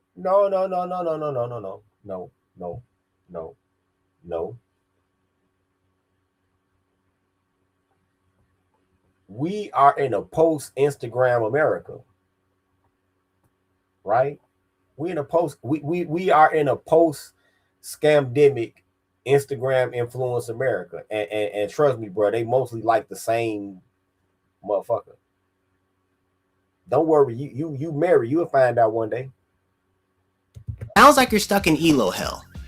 Switching servers is not going to make you better at the game. There are a few red pill adjacent content creators that aren't complete douchebags, but they're far and few in between. The bottom line is, content creators stuck in phase 2 and red pill raging to their audience are all trapped in an echo chamber. It reminds me of when Itachi put Kabuto in the Izanami and he was stuck there and had to literally play out the same circumstance until he just figured his fucking life out. They're trapped and they need to figure themselves out internally. And just to clarify, there is nothing wrong with men's improvement content, but all that other shit is not helping men at all. It's the Izanami. They're trapped. probably forever. In my opinion, the best way to navigate into or within a relationship is to talk to people who have been in long-term marriages. I've gotten a lot of great advice from people who've been married for years and even people who've been divorced. You can learn a lot of good things about how to not mess up a relationship talking to them. Sometimes. Find a mentor at church. Talk to your grandparents if they're still with you and if they have the relationship that you desire to have in the future. Did this nigga just say grandparents? Did this nigga just say talk to your grandparents? Oh my God.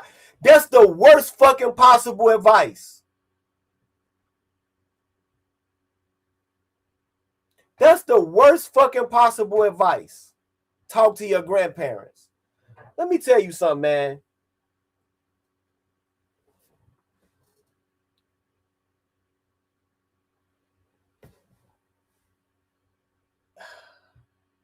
The dating scene is so fucking far removed from your grandparents, nigga. Now you grifting with that bullshit. The dating scene is so fucking far away from what was going on even when I first started dating.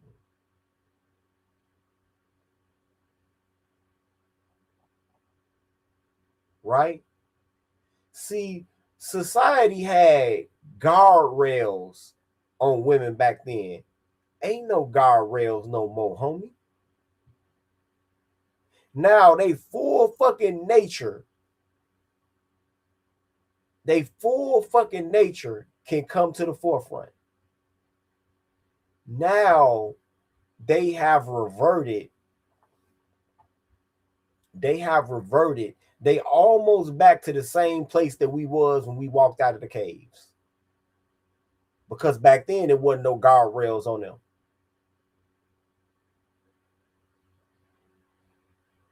Wasn't no guardrails on them back then.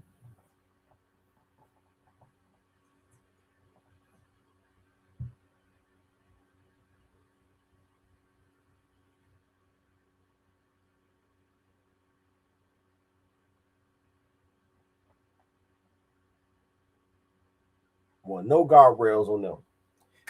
People would say shit like they'll talk about what women couldn't do back then. Women could do shit back then. Even Josephine Baker left her motherfucking husband when she was like, when she left her husband with 3 kids in like 1927. So a woman could always leave you if they wanted to, right? But it was more guardrails on women back then. Ain't no guardrails no more. There's no rules anymore, bro. There's no rules.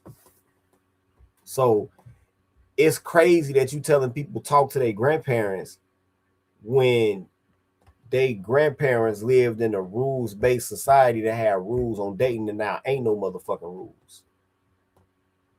Future. Go to therapy. I've personally found a lot of success in doing that. Go to couples therapy if you're in a relationship. At least try all of that before trading your dignity and self-respect to listen to one of these alpha male weirdos. So yeah, the red pills on life support, if not dead already, it's falling apart. It's been falling apart for years, man. And it's become a way for grifters, men and women, to propel themselves financially.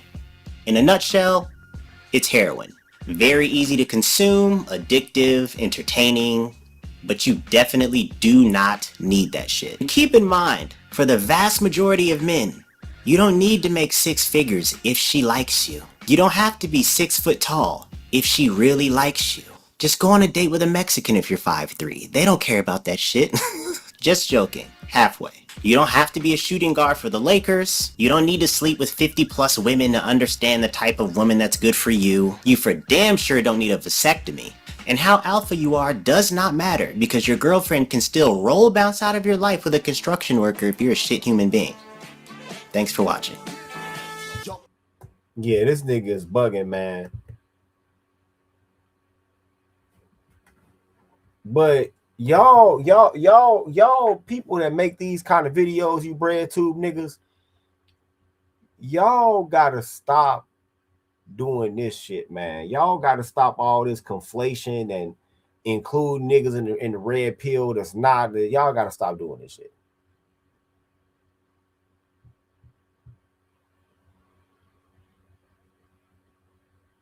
Yep, right about that, Chill. I mean, that sim pool is starting to dry up, though. We fighting a good fight. Chill writes, there are virtually no consequences today for a reckless female in a dating game. Some simp will always bail her out, even if she got the bug. Yep, there's always a simp that'll take her. Yep. Yep.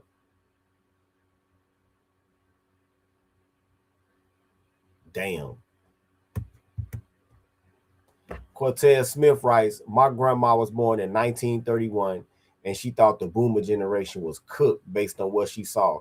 She'd be shocked to see me marry. Yeah. Yeah. My grandmother was the same way. But she wasn't a boomer. She was born before your grandmother was. She was born in 1923, I think. And she said, if I come over your house and I see you cooking, it better be because that bitch sick. And if I see you cooking once, I better not see you cooking twice. Because she knew how these hoes was. Yep, my grandmother told me that. All right, man. Thank y'all for coming through. We've been here for a good long while. Now, I didn't even think I was going to end up being here this long. Shit. It's been a Black Pill PSA, man. Peace.